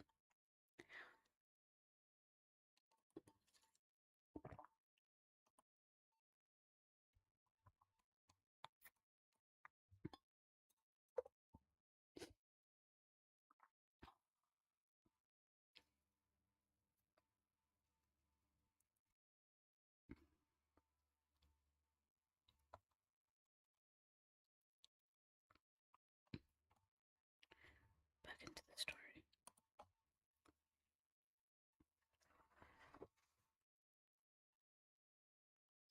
Lilith and Eve hit the gas hard. The engine growls at the road as it furiously attempts to reverse, the undercarriage creaking and groaning from the sheer mechanical strength. Fucking hell. The wheels themselves, however, don't rotate an inch. The tires belong to the road now, taken by the unknowable forces that continue to drag them into the earth. Quicksand? The engine chokes, defeated, and I can see Eve screaming into her fists as the roadway calmly continues its work. God damn it, we can't reach him. Tell him to get on top of the car. What's happening, Rob? Crystal, tell him to get on the roof. Rob marches off to the Wrangler. The rest of the convoy gather on the road just in line with the left turn, where we assume it's safe to stand. Everyone, saving for Blue Jay, looks on in anxious silence. Eve, Lilith, I need you to get on top of the car, okay? Guys? We're sinking. Oh fuck. Eve, I'm trying to help you. Rob's working on something, but you need to climb on the roof of the car. Don't think about anything else. Open the door, wind down your window, and use it as a foothold.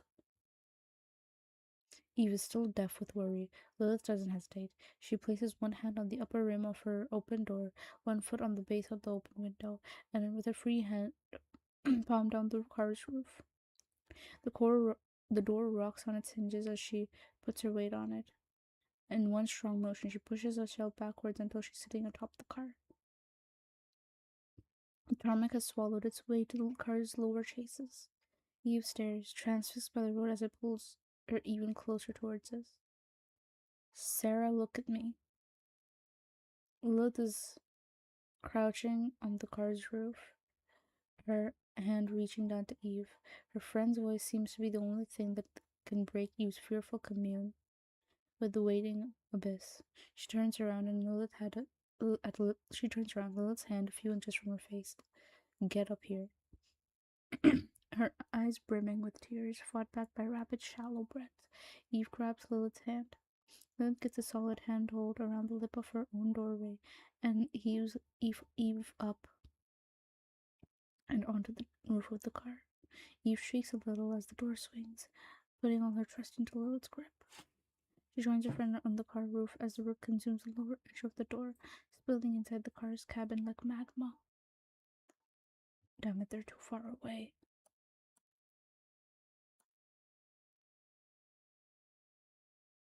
Rob has returned from the Wrangler,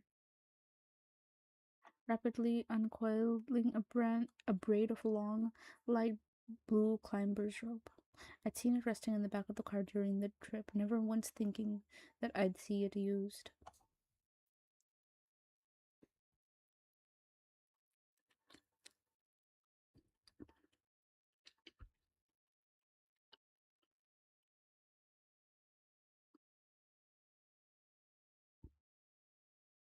So all that is wholly out there, bro.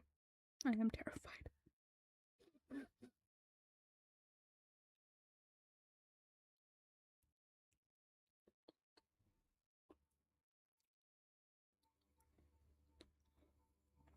I think people know this. I am weak of heart, bro.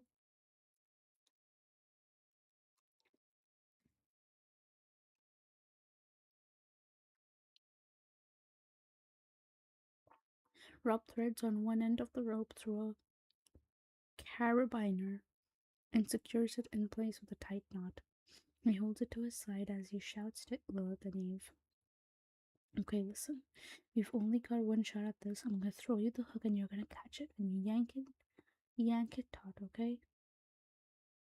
When you can hook it onto something, climb your way over. Don't let it fall, okay? Lilith looks pale. She nods before clambering to her feet and stepping to the back of the car. Eve watches on, her hands wrapped around her legs. Well, here goes nothing. Rob begins to swing the rope over his head, a large undulating circle that quickly levels out as the weight of the carabiner eases the rope into a flat plane. I instinctively shrug down as the rope passes over my head, swinging faster and faster.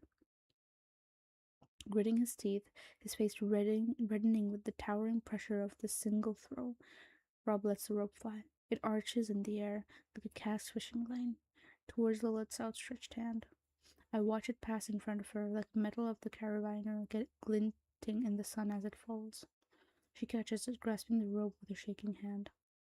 Despite her victory, I see her face contract with a sudden and striking panic.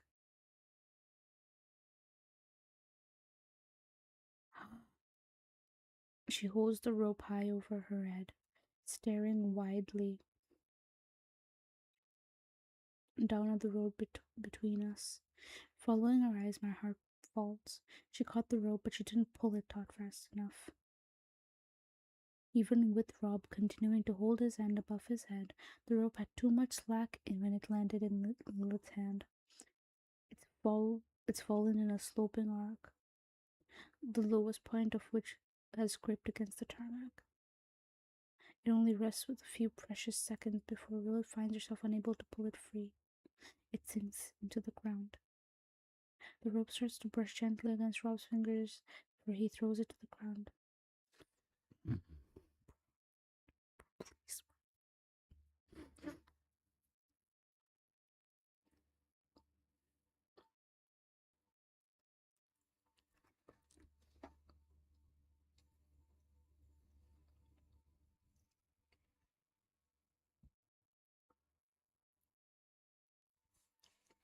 I'm sitting here like nibbling on strawberries, praying to God.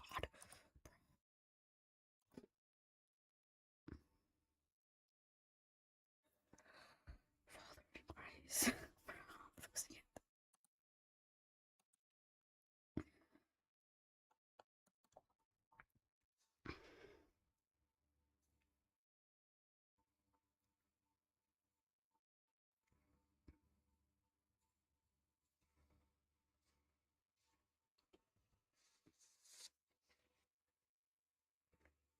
God damn it. Okay, if I just got something else, something we can put down.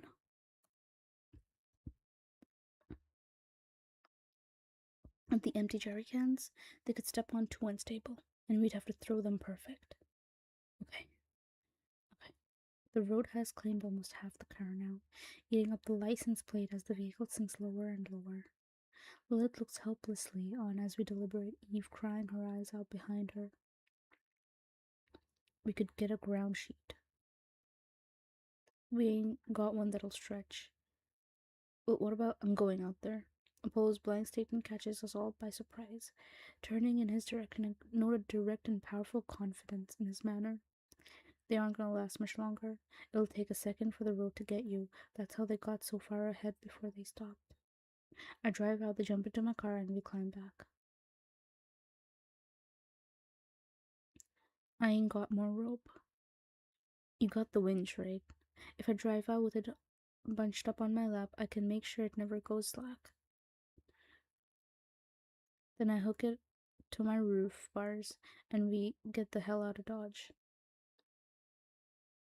You got the best car for it, but I should drive out there. You need to work the winch. Bonnie and Clyde can't climb. He skips over his rationale for not choosing Blue Jay, not wanting to waste time on a foregone conclusion. What about me? I'm lighter. The climb back would be easier. But you can't help them when they're jumping over. We're wasting time. You know it's a good idea. Rob takes a moment to consider it, his mind fighting for a better solution. You better get back there. You better get back here, Apollo. Don't plan on hanging around there, Rob. Apollo grins before sprinting to his rover. Rob, wasting no time, runs to the winch and switches it to manual and unspools the heavy-duty rope. His hands cross over as he drops each new length onto the ground. I turn back to Lilith. Did you hear that, Lilith? Lilith is huddled next to Eve, attempting to comfort her as the car's headlights disappear into the depths of the road. Her head snaps round when I call. What's happening? Apollo's coming out to get you. You have to jump onto his car and climb back over, okay? Okay. She hurries back to Eve, grasping her friend's shoulder as she relays the plan. Okay, that'll hold.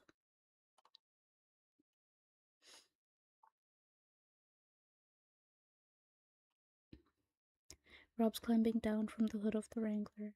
He's fed the winch cable around and through the lighting rig, ensuring a good level of clearance on the way out and, more importantly, for the climb back.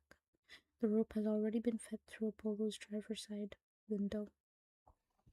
Bonnie and Clyde are helping to throw Apollo's baggage out of the trunk and onto the road behind him. The less he has to lose on his trip, the better. Rob, I'll set up here. Okay, see you on the other side, Rob. Apollo slams his foot onto the accelerator. The Range Rover bolts forwards, the powers toward the threshold. The engine roars as he rockets past the left turn and keeps on going into the territory beyond. In the few precious seconds he has, he crosses the distance towards the two terrified girls. The winch rope streams through the window and then suddenly pulls tight. Apollo is thrown forward as the car comes to an uncompromising stop, roughly a meter's distance from Lilith and Eve. The impact is brutal, but Apollo somehow manages to keep a hold on the rope and inexplicably his sense of humor. I don't think I got the insurance for this. Clumsily, still feeling the after effects of the sudden stop, Apollo throws open his door and starts to climb out. Take in the slack, Rob. My attention is fixed on Apollo. I hear the mechanical whir of the winch as the winch kicks into life. As Apollo climbs out of his car and up onto the roof, he affixes the hook at the end of the winch to one of his roof bars, securing it in place. A few moments later, the rope is pulled straight. Apollo steps down onto the hood of his car, his arm outstretched to the girls. It's a short jump, but they'll have to make it from a lower elevation. Oh fuck, they'll have to make it from a lower elevation. Fuck. The trunk of the car already sinking to ground level. Okay, come on, I got you. We've got to move fast now. Lilith stands up, helping Eve to her feet before stepping down rapidly onto the disappearing trunk. Okay. Lilith yells as she throws herself towards Apollo. Her front foot plants itself on the hood of the car, her other leg flailing in the air behind her. Apollo grabs her by the arms and yanks her into the car, holding her close to him as she gets her bearing on the smooth metal of the hood. When she's stable, he lets her crawl up onto the roof, where she immediately looks back to Eve. See, Eve, nothing to it. Come on now. Eve paces back, her hand shaking as she contemplates the jump. Fighting against her screaming instincts, Eve squeals as she steps across the trunk and makes the leap across. The door for shoe lifting off the car mere seconds before it descends into the murky black pitch of the road. Eve lands short of her destination. One desperate, grasping arm makes contact with Apollo's as her legs bang and scrape against the Rover's grill, scrambling for any conceivable purchase. Apollo is wrenched sideways by the force of Eve's landing, thrown off balance by the unexpected application of her whole weight. In the gut-churning moments that follow, Apollo tugs Eve up to his chest and wraps an arm around her, his center of gravity passing over the edge of the car. The fall takes a lifetime. Wrapped in each other's arms, Eve and Apollo tumble forward toward the patient, ravenous ground. In the split second before he leaves the hood of the car, Apollo uses his last inch of footing to push himself into a slow turn. The twist continues as they fall until Eve is looking to the road, Apollo to the pale blue sky. In one final action, Apollo pushes Eve's waist, holding her at arm's length.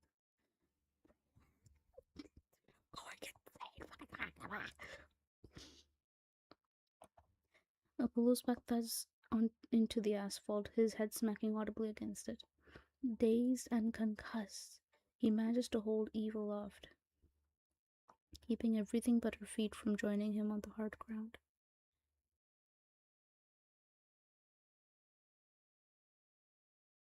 Get back up, quickly get back up. Her face shredded by fear and guilt and sorrow, Eve stares into Apollo's eyes and whimpers. Collecting herself, she pushes herself off him, ripping out of her laces and leaving a shoe and a sock behind as she clambers back onto the Range Rover. With every movement, she whimpers a quivering apology. It's okay. It's okay. Go on. It's okay. He repeats those two words over and over until I'm not even sure who he's talking to. The road elasticates around him, dragging him down into its depth.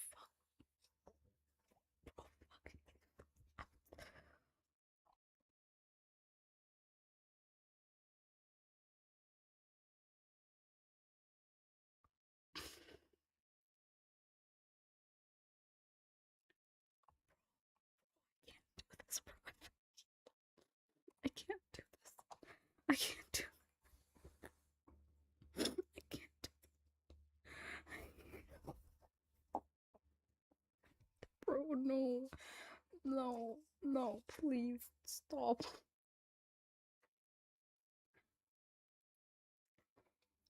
Strawberry time.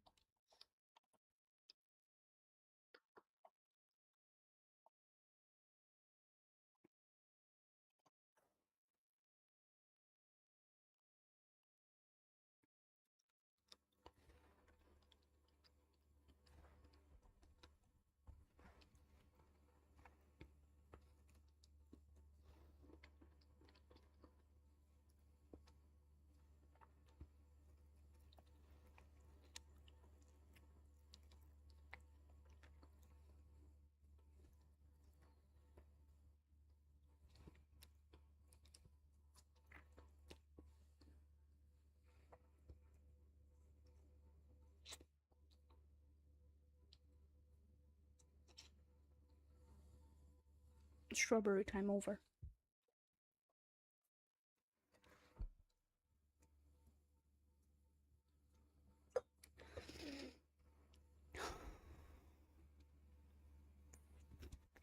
Do this, bro. I can't do this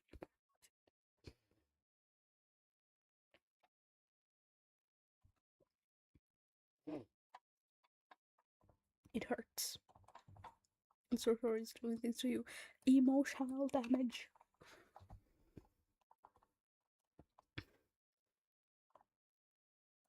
Fucking hell, dude. I can't do this. I'm scared, dude.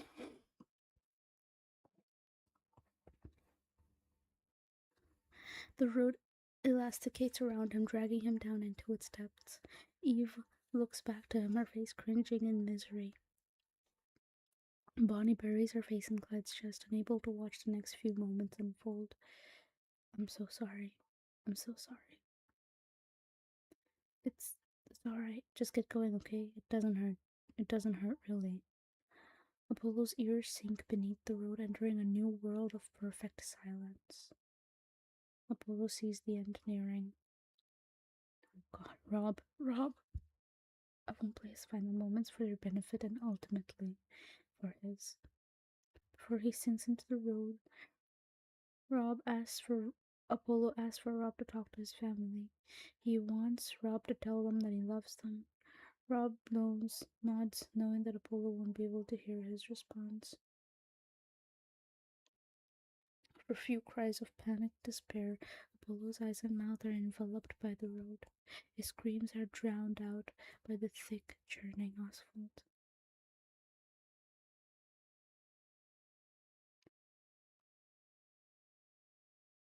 Eve watches the rest of his body sink, while Lilith tugs at her sleeve, pulling her towards the roof.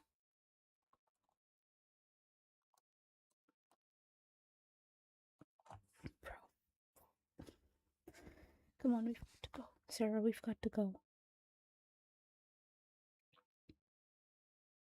I'm sorry.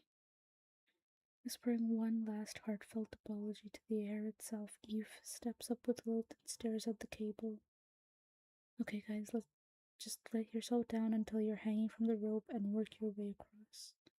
I got it. You ready? Eve looks to her friend. I don't.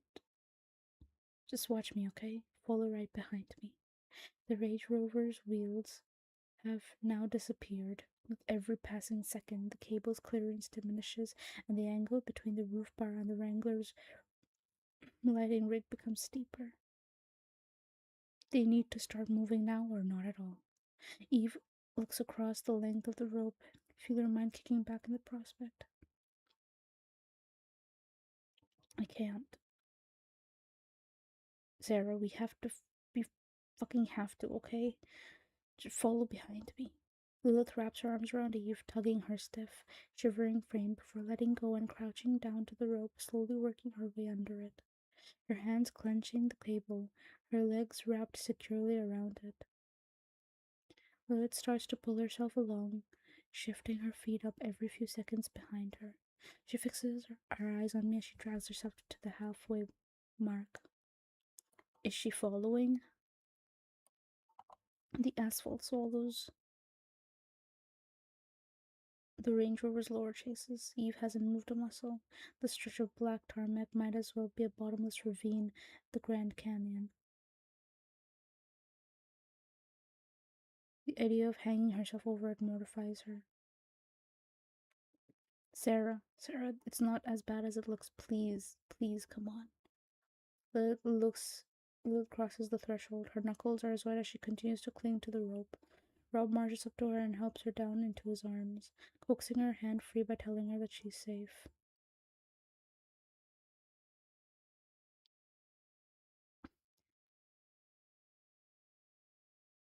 As soon as her feet hit the ground, they give way beneath her, and Lilith sinks to the ground crying out. Sarah, come on, please. I can't. Fuck this.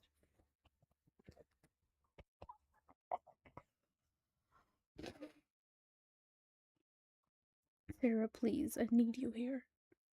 Her shallow breaths quaking with anxiety, Eve slowly crouches her and grips the rope, slowly but surely, as the asphalt consumes the car's license plate less than a meter below her. Eve lowers herself down and, with clumsy desperation, drags herself along the rope. She left it late. Her back hangs mere inches from the hungry ground as she shuffles unevenly towards us, lifting her feet and scraping them up the rope. Her arms straining to stay locked. I'm not going to make it. You are. Keep going. The Range Rover's window is now disappearing. Inside, the dashboard has been submerged. With every yard that Eve manages to climb, the lowering rope ensures she stays close to the ground, even over the final few feet. My heart breaks the moment her foot slips. It happens almost too quickly to register. As Eve erratically shuffles her feet along the rope, her bare left foot gives way, swinging underneath her and kicking down onto the ground. Eve tries to raise it in time before discovering that she can't.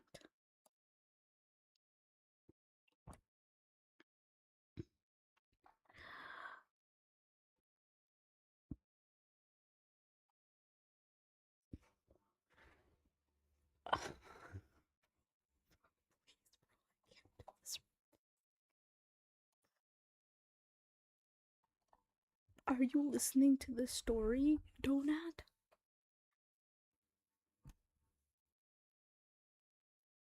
Is anyone listening to this story, or am I not reading it correctly? I'm sorry if I'm not reading it properly. I am low-key passing away. Like, you do not get to ask me if I'm okay if you're paying attention to the story.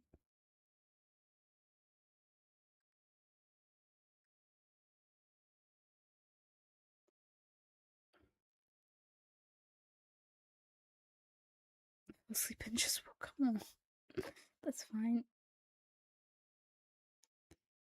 Just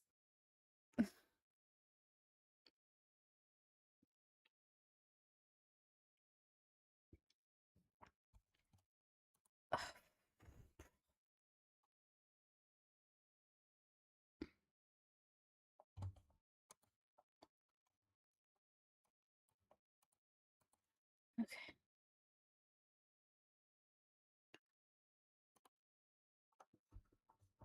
No, please. Thrown entirely off balance, Eve tries to pull herself up. However, with her lower leg seeping into the dark tar, her position can't be maintained. She falls, her body twisting as she falls onto the road. Lilith releases a terrible shrieking cry. Eve whimpers at the sight of her. Head rests against the tarmac, her cheek already subsumed. I'm sorry. I'm sorry. No, please don't be sorry.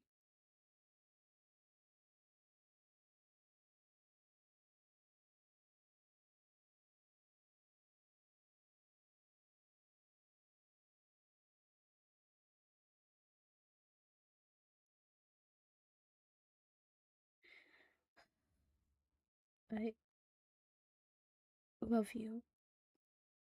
I love you, Jen. I love you too. Sorry I didn't. I'm so sorry. Eve tries to reply, but half of her mouth is sealed shut, encased in the creeping asphalt. Her short breaths finally melt into one long inhalation as her nose and mouth are sunk entirely.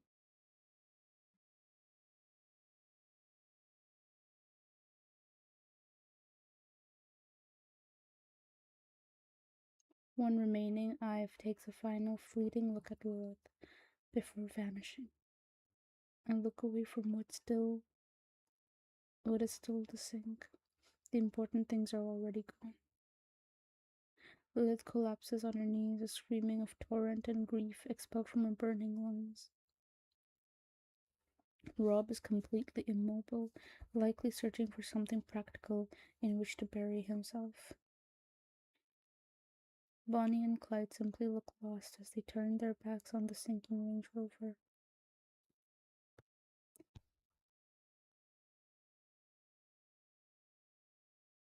Blue Jay's reaction surprises me. She stares into the tarmac, the smirk ripping from her face, replaced by a familiar look of shell shock.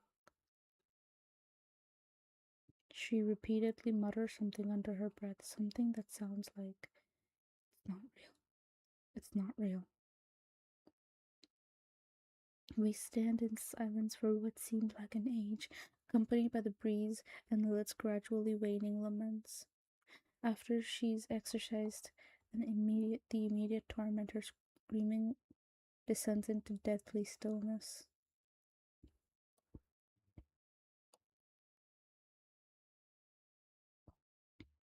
Rob takes the first step to approach her. I can take you back home if you want to. No. No.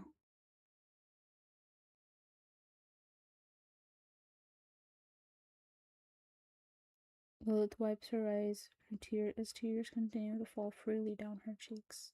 When she turns around, she looks enraged. No, I'm still going. I'm going to get to the end.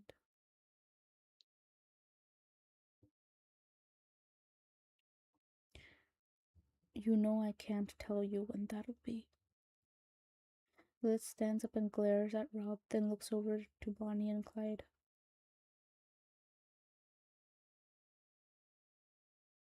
Are you guys still going?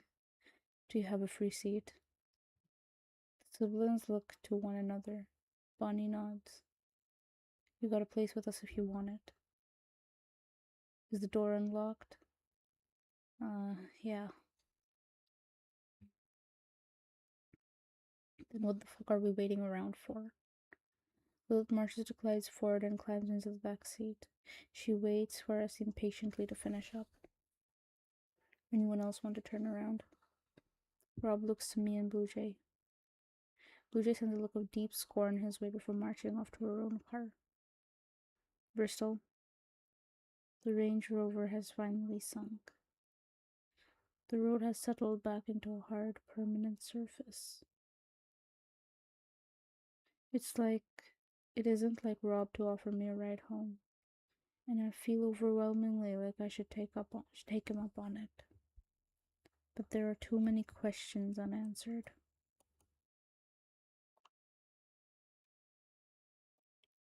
Too many unchallenged mysteries weaved into the fabric of this journey.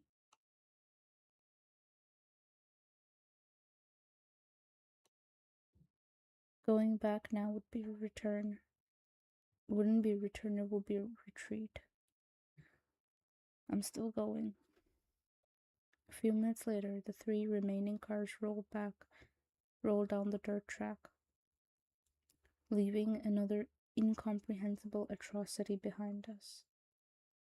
There's a part of me that can't believe I'm still continuing down this road.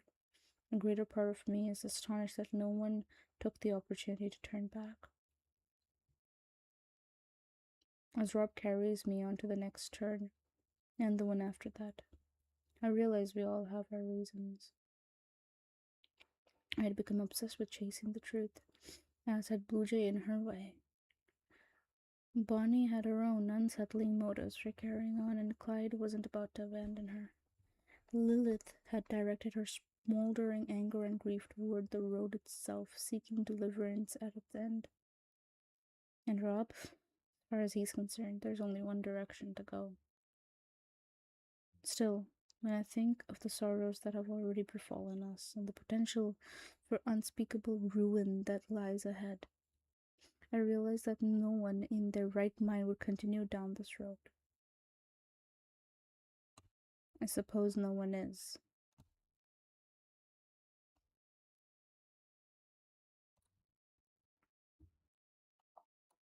I can't do this no more, right, guys? Like, I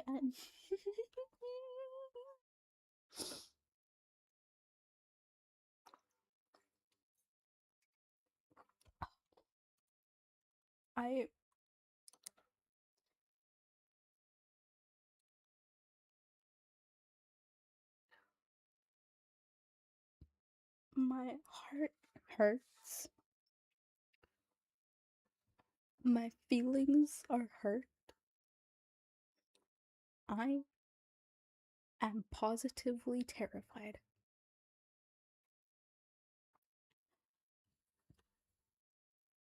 I hate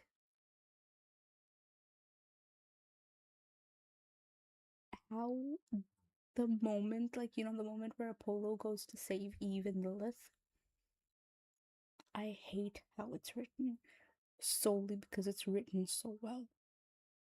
It's written so well, and I hate it because it's making me feel worse than it should. I was like, whatever. Apollo's some fucking character, bro. Like, he did not have a lot of, like, unlike, okay, so when it came to Ace, he was developing some sort of like he was getting along with Rob. Like he was being a prick, but he eventually was getting along with Rob.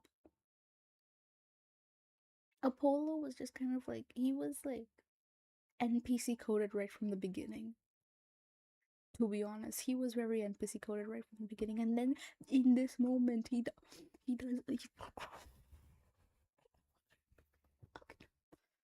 it's like too many emotions to process at the same time. First of all, you're processing the fact that this dude just shifted from NPC to main character within one chapter. Not just that, he fucking died. Not only that, here's the thing: if he would have just saved Lilith and fucked off, we would have lost one person, and that would have been Eve. One person. But no, Eve needed saving. Eve needed saving. They tried to save her, and I understand that she was like losing her shit, but god fucking damn it. If she hadn't driven off ahead and missed the turn, none of this would have happened. Eve needed saving. Apollo goes, saves both of them. Eve fucking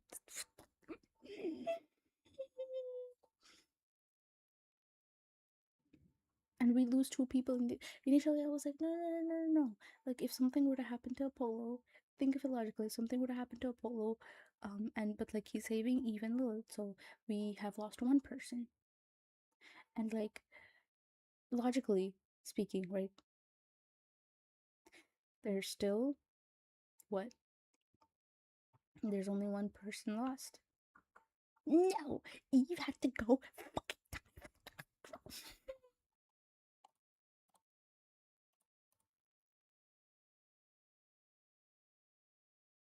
Thank you for the pats and thank you for the stretch.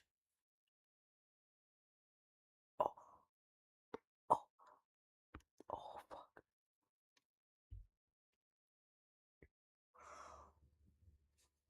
Oh, fuck.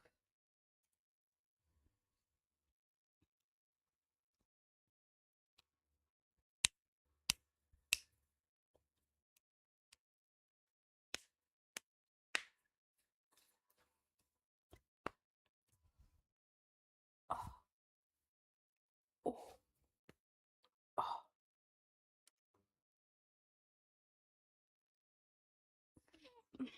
Okay.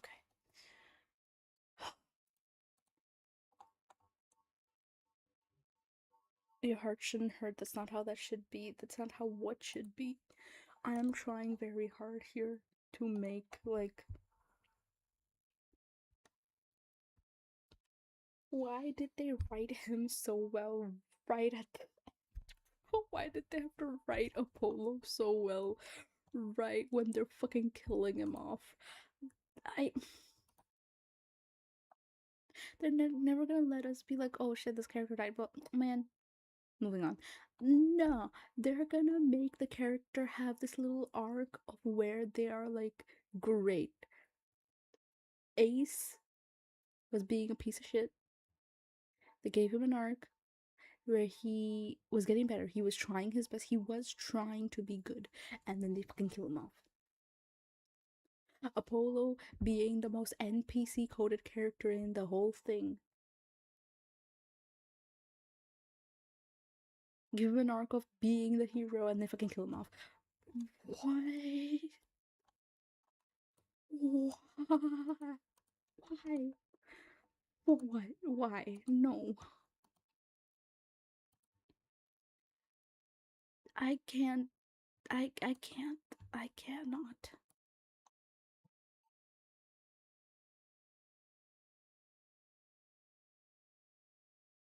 Fuck you, Eve. Apollo gave his life for nothing. He could have made it if Eve made the jump and then give to Zero for make it safely after he saved her as a slap to the face. Good riddance. Holy shit. Smitty Slaughter is upset. I hate Eve and I hate Ruth equally. Oh my god. Okay, girl. Even Eve because goddamn, but that even because goddamn, but that hitch was so competent. Lilith because she had to learn how to not get mad at people who have done nothing wrong to her. Two bratty bloggers that I would trade for Ace and Apollo in a heartbeat. Listen, man, I think Lilith's reaction was very reasonable.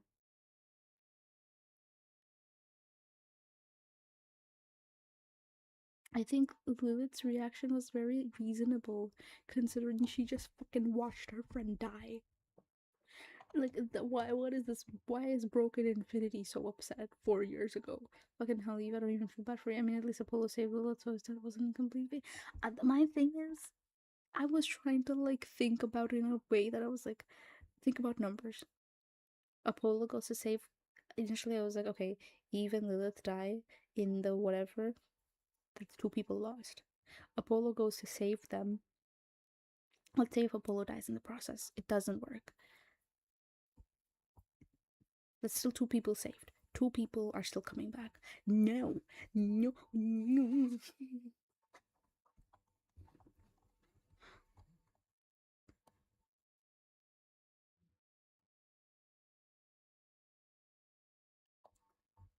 At least it was Eve who died and not Lilith. Pretty messed up that Eve got Apollo killed though.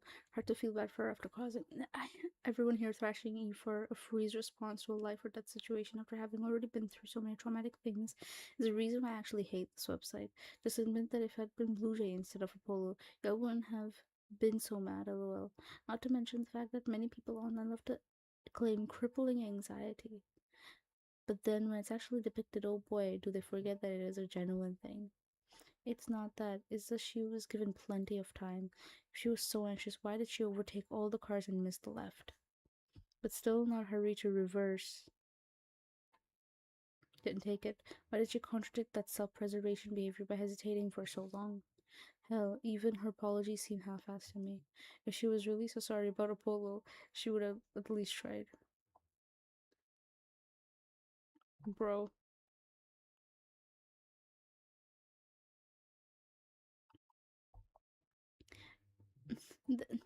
See, here's the thing, I'm not even blaming Eve for having that, like, response, because in my head, in my mind, I know she was panicked. She was very panicked.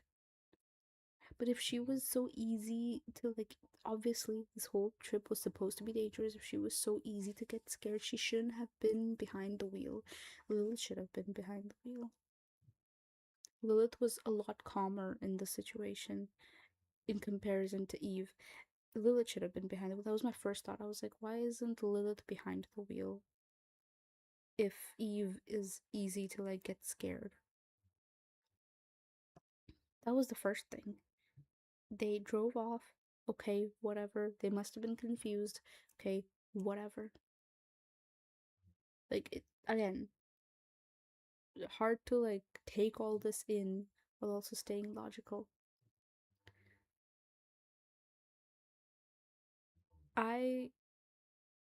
Bro, Lilith's response is not, like, wrong either. Like, I get why she's acting the way she is, because I would probably act the same. Like, that is a weird coping mechanism, then I get it. She watched her fucking friend die.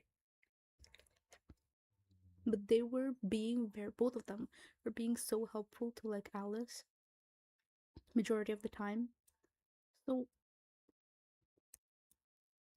but again, if they were so terrified.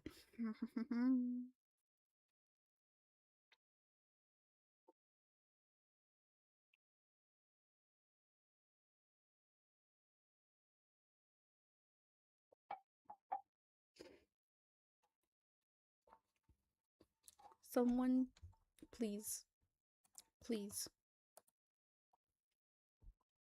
5 parts to shut the fuck up. Distraction. What pizza should I eat? What are the options?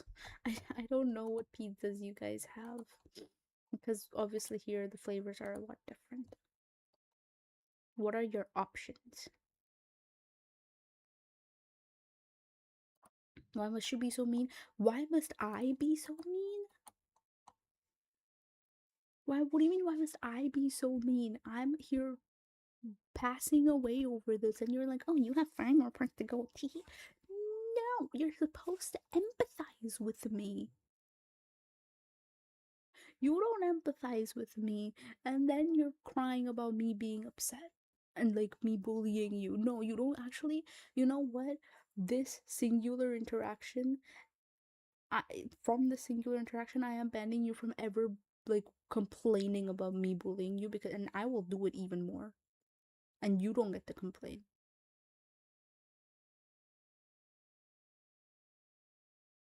You do not get to complain. I do not care.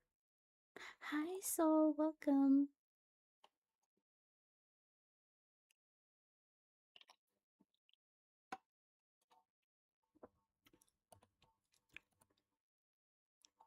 How are you?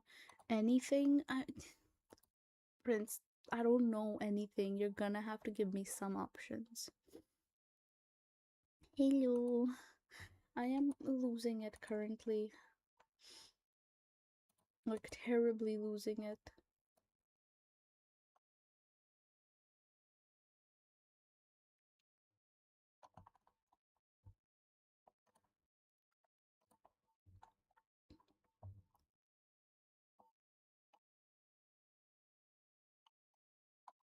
And pizza's customizable. Not here.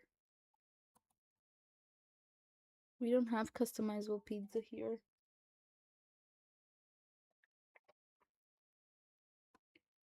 Like, I'm not, when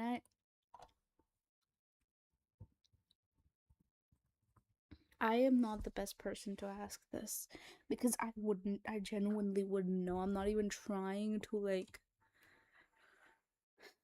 not even trying to like use it as a cop out. I genuinely don't know how different toppings are supposed to taste, because the way pizza works here is very different. Or at least what I'm used to.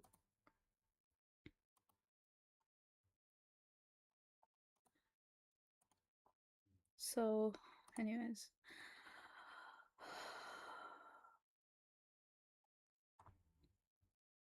Part 5.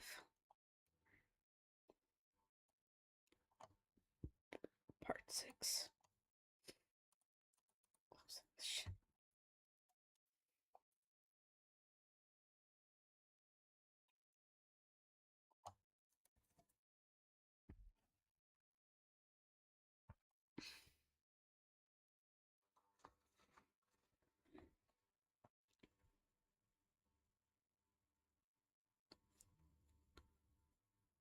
How long is this? Father in Christ.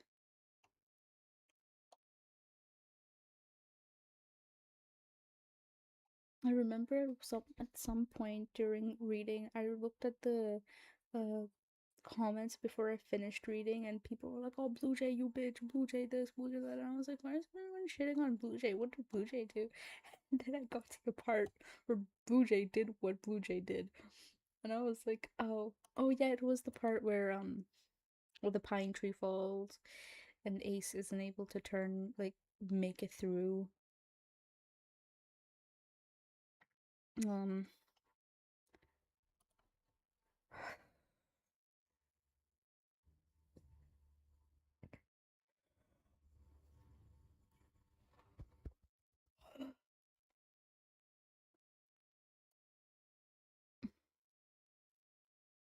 last time I read 3 parts, I think. Today we read 4 and 5.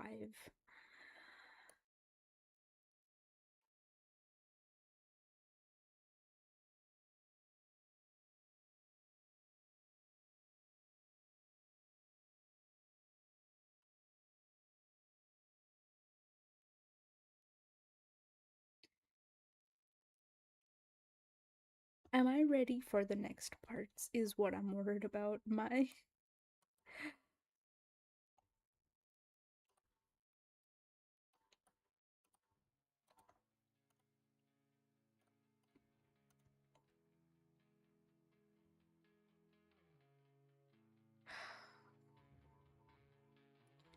Why is this bitch pouting? I'm not pouting. I'm literally just.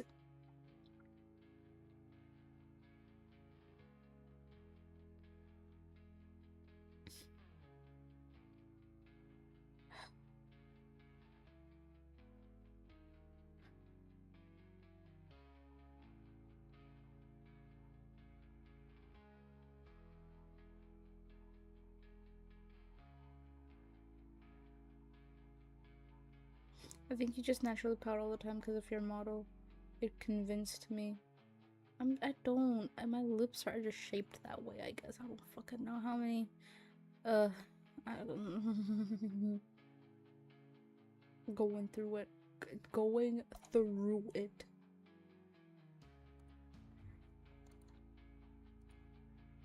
Actively.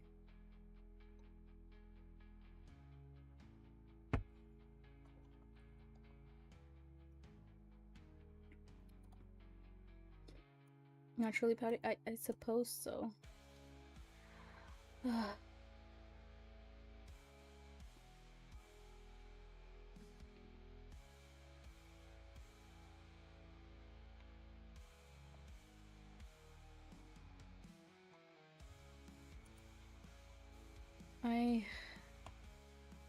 Dude,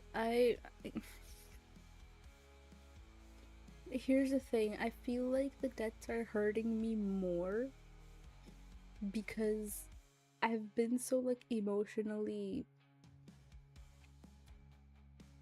sensitive lately. Like, lately, I've been getting sad for, like, very easily. I've been, like, very in need of, like, just, like, comfort stuff. Like, I was in need of comfort stuff enough for me to order ramen today. Like, order ramen, make myself ramen. I don't do that shit no more. I'm trying to stay off of ramen. And I needed comfort enough that I just got one. And I was like, you know, fuck it. I'm just gonna fuck this shit. You know? All of my meals today have been comfort foods. All of them. So, do you understand? Ramen is good comfort food. Yeah, it's like I'm either not eating at all or I'm eating comfort foods or like I don't fucking know, man. It's been really weird. And I think the emotional like sensitivity is making sitting through the story even worse.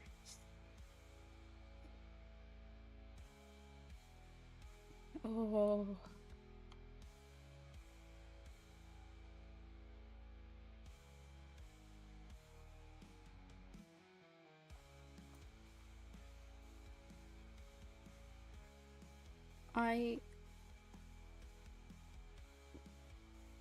I go through things. I go through a lot of Oh my god, my heart, my poor baby heart.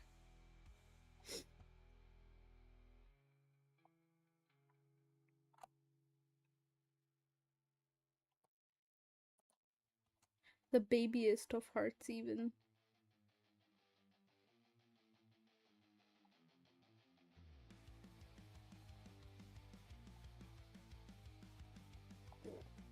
Ugh.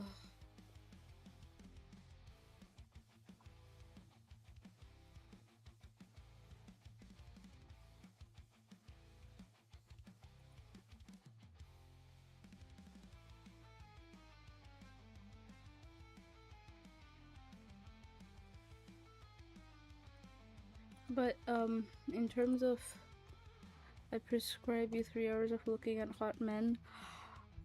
Thank you, Prince. You know what, Prince? You really get me. I feel like you really get me.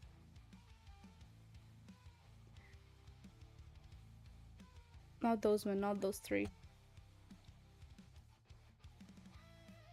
What three? You mean you mean these three? You surely can't mean these three, right? Right? Surely you cannot mean these three.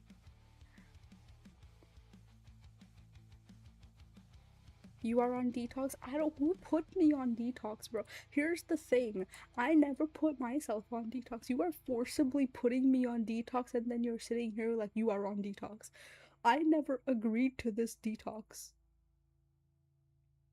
Like, people are like, she needs a detox. I never said I was going on one, and then you guys are like treating me like I am one. I am because you will put yourself. I don't want to put myself on detox, bro. Like, you leave me alone about whatever.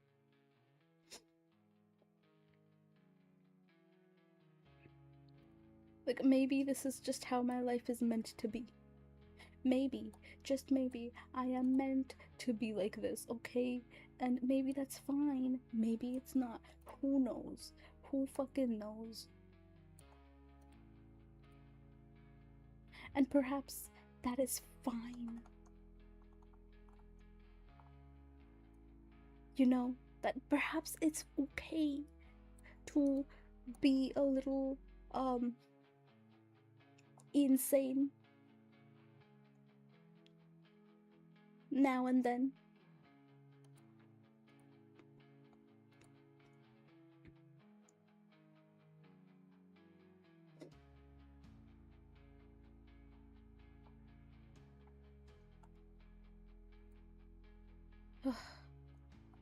My poor heart. My poor tiny little heart. Holy shit, there's a shirtless man on my screen. Oh my god. I was looking for streams to raid. Looking for streams to raid. I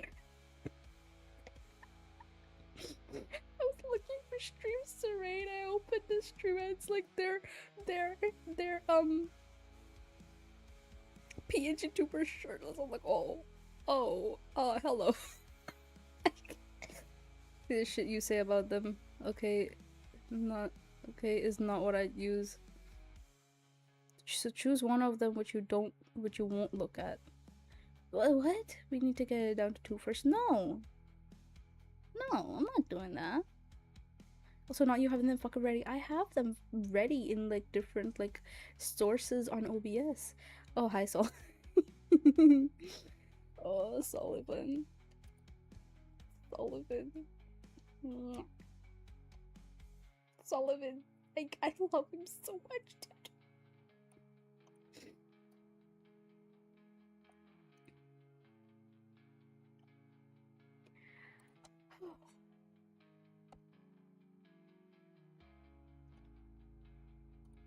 Anyways, Viper said hi. His Twitch is active. Oh, hello, Viper. I just want you to be better. Nah, man. It's fine. I don't want to be better. I'm fine.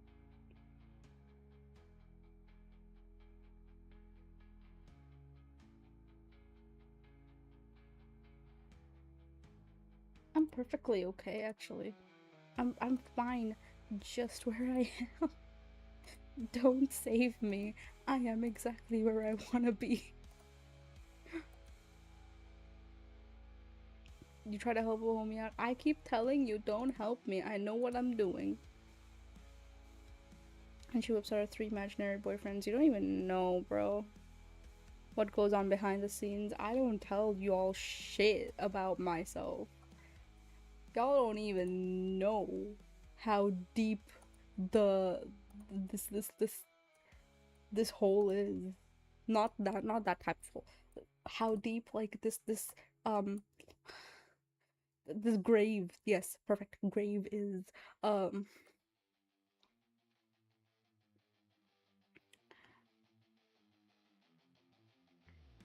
I swear, nobody comment on that. Please, nobody comment on that. I am begging you on my knees, nobody comment on that.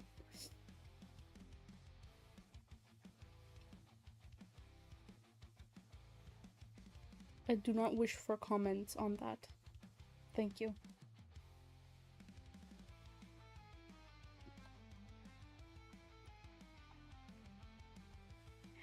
I'm okay. I want to know, guys. I have 2 options for you people. Okay? We can either watch art, someone drawing, or High Guard.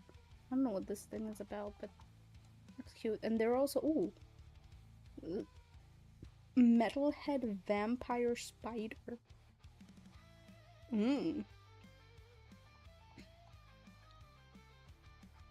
So it's either art, High Guard, Marvel Rivals, or Dead by Daylight.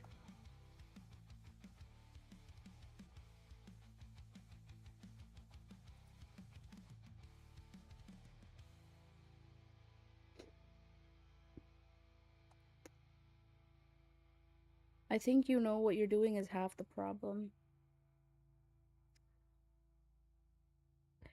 And had that half a problem, like these 3 problems in my life might just cure the 90 others. So you never know. I mean, yeah, you would prefer she whips out a 20-inch. This is comment on what I choose.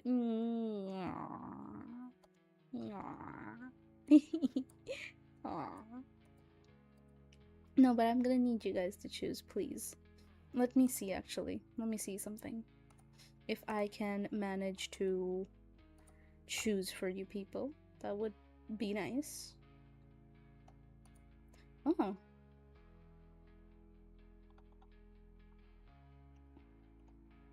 Oh.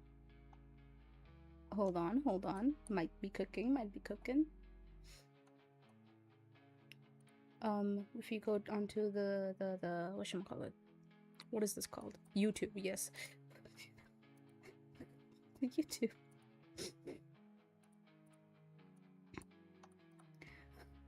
Oh. Nice. Okay. I'll send you guys here for this. And close this over here.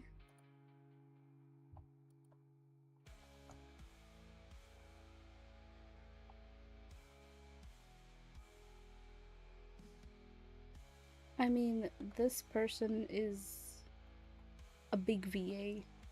Kind of like wiggling my toes to like whatchamacallit. Wiggling my toes to like raid them.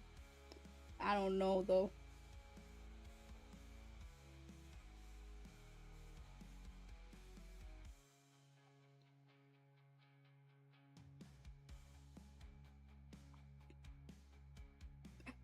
So many of them.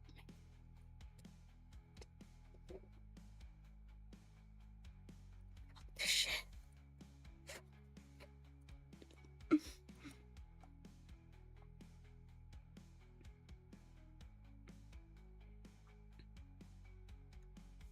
You don't need 20 inches anymore. I found a new abusive wife or something.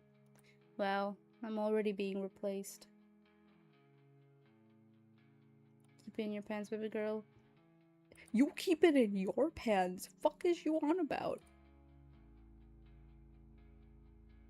After saying hypocritical as hell, bro. It is insane. Insane.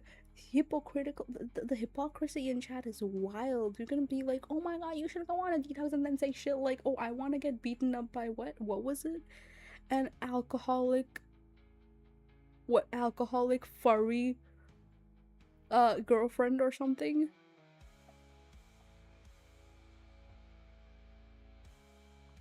Don't keep it in your pants. Thank you for enabling me.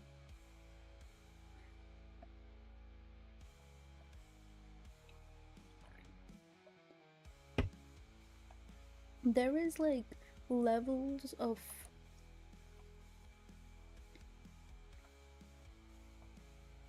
bitch that you can be. You are crossing them and I don't like it.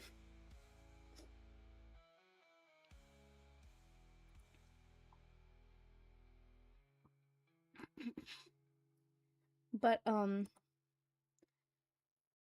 do feel like rating this person.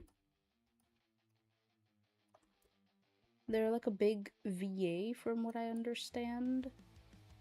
And they seem really cool. So like I found them through a different VA, not a VA, a VTuber that I really like. A certain, whatchamacallit, blue gem VTuber that I really enjoyed. I need to watch his streams more, but anyways,